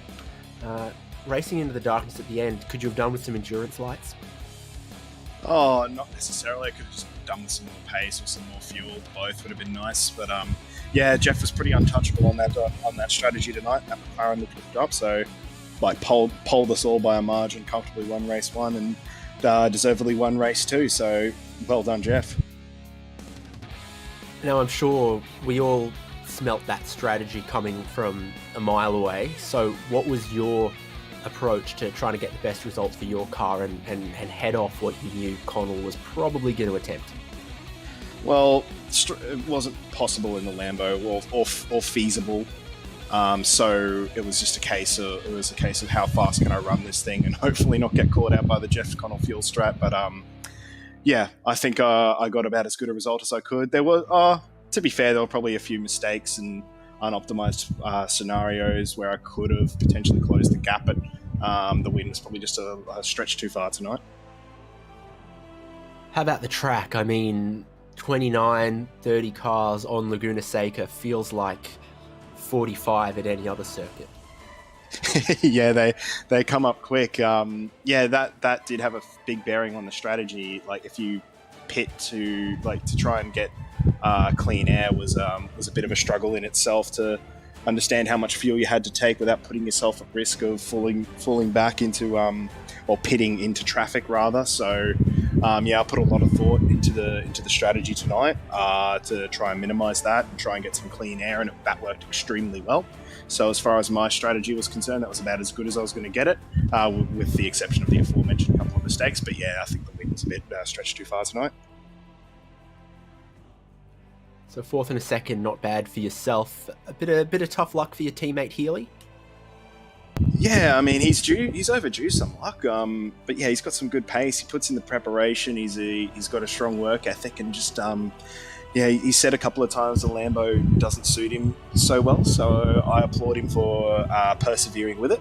And he's getting there, but ultimately some of those the Lambo can be a bit of a handful at times, particularly on cold tires. And as well as anyone else, that once you've got a car that you're not 100% comfortable in, you can't push, and when you do, it can bite pretty hard. So Heels has experienced that a couple of times this season. So hopefully, Nürburgring, which is more a track that he knows and loves, hopefully his luck turns good at the right end of the season. That's presumably what you guys are going to be now looking forward to and focused on, and what are your thoughts for that? Well, we both love the Nürburgring. Actually, I don't think anyone loves the Nürburgring more than Healy. If they do, I'd love to meet them. Actually, probably he would love to meet them. And because he's lapped that place more times than I think anyone could care to do so while they remain sane. So we're both looking forward to it. Great track. Should be a bit of could be a bit of a curveball given people's different experiences on it, and the track speaks for itself. So I'm really glad we're finishing the season there. On all calculations of sort of round points, I'd give you P2 from today. So congrats on that, and see you next week. Thanks very much, David and Daniel. Oscars are there with second place tonight, and this is just one interview to go, David. And surprise, surprise, P3 in that third race tonight goes to Jack Wood as well. Jack, we saw you making some moves there early on. It certainly was looked a little bit aggressive from the top end of the camera, but kept the car clean and brought it home to get yourself on the podium here in the main event tonight. Yeah, no, I just had a really fun race with all the boys, and everyone kept it nice and clean. It was awesome. Yeah, I mean, looking at the way things go, qualifying pace may be a little bit off compared to what you were hoping for there with an 8th place start in the sprint, perhaps? Yeah, it obviously wasn't ideal. I'm really struggling to be able to get any practice, so I literally just jump in and kind of hope for the best. So the night kind of comes to me towards the end. Fair enough. And yeah, certainly not too bad though. You're only 3/10 off of second place. It looks like so far the seat, at least looking at qualifying times, Jeff Connell a little bit out on his own tonight at the front of the field. But yeah, made up some spots there in the first race, and then once again, plenty of spots gained in the second. I guess you're fighting there with Josh Fitt there for most of that race, although it looks like you had his number covered for the most part. Yeah, he was definitely keeping me honest. I was just really trying hard not to make any mistakes. Well, good job there tonight. One more round to go when we head to the Nürburgring next week, and being the Nordschleife. Any thoughts about heading there for the finale? Yeah, I'm really looking forward to it. I've never been super quick there, but I always enjoy driving it. So yeah, super keen. Well, look forward to seeing what you can do next week then. Before we let you go, Jack, chance to thank partners and sponsors. Anyone help you get it done tonight? Yeah, just thanks to the guys for putting this on, and all the boys keeping it clean racing and putting on good fun. Thanks very much, Jack. And there we go, P3 in the main event tonight. And that will wrap up our interviews for the evening, David. So there is the Green Hell. Nürburgring Nordschleife awaits us next Thursday night for the final round of the simrigs.com Oz Pro-Am Sim Series here in season number 6. Probably the toughest circuit to wrap the season up on. And, well, it'll mean that whoever comes out on top is most deserving of their end result, I dare suggest. Yeah, I can't think of a bigger palate cleanser after Laguna Seca. Really, really long straights, a lot of corners, a lot of real estate, and some great scenery too. So I look forward to it. When the racing is good at the Nordschleife, it's great. Sometimes get a bit spaced out there, but it's a circuit that I've obviously not done as many laps as Michael Healy at, but I'm well familiar with. Yeah, well, we'll have to keep our eyes open for when that comes around as to who can come out on top. So make sure to tune in, same time, 7:40 p.m. Australian Eastern Standard Time next Thursday night, so we can bring you the conclusion of season number 6 of the simrigs.com Oz Pro-Am Sim Series. But that'll do us for tonight here. Thank you all very much for watching. My name is Daniel Gaiman. It's been David Haynes alongside me in the commentary box and Jay Kennedy on production. Until the next time we're live on SimSpeed, or whenever the next time you can join us here at SimSpeed TV. Thank you all for watching. Take care, and it's bye for now. This is the world's premier online racing simulation. iRacing puts you in the driver's seat from your home computer with the most realistic online motorsports experience you'll find anywhere. Race virtually in the world's biggest events with officially licensed series, cars, and tracks. From the high banks of Daytona to the blistering speeds of Indianapolis, the dirt of Eldora to the world's most legendary road courses. It's all here, and with more than 180,000 people just like you already driving, you'll always have someone to race. Ready to get behind the wheel? Sign up at iRacing.com to get started.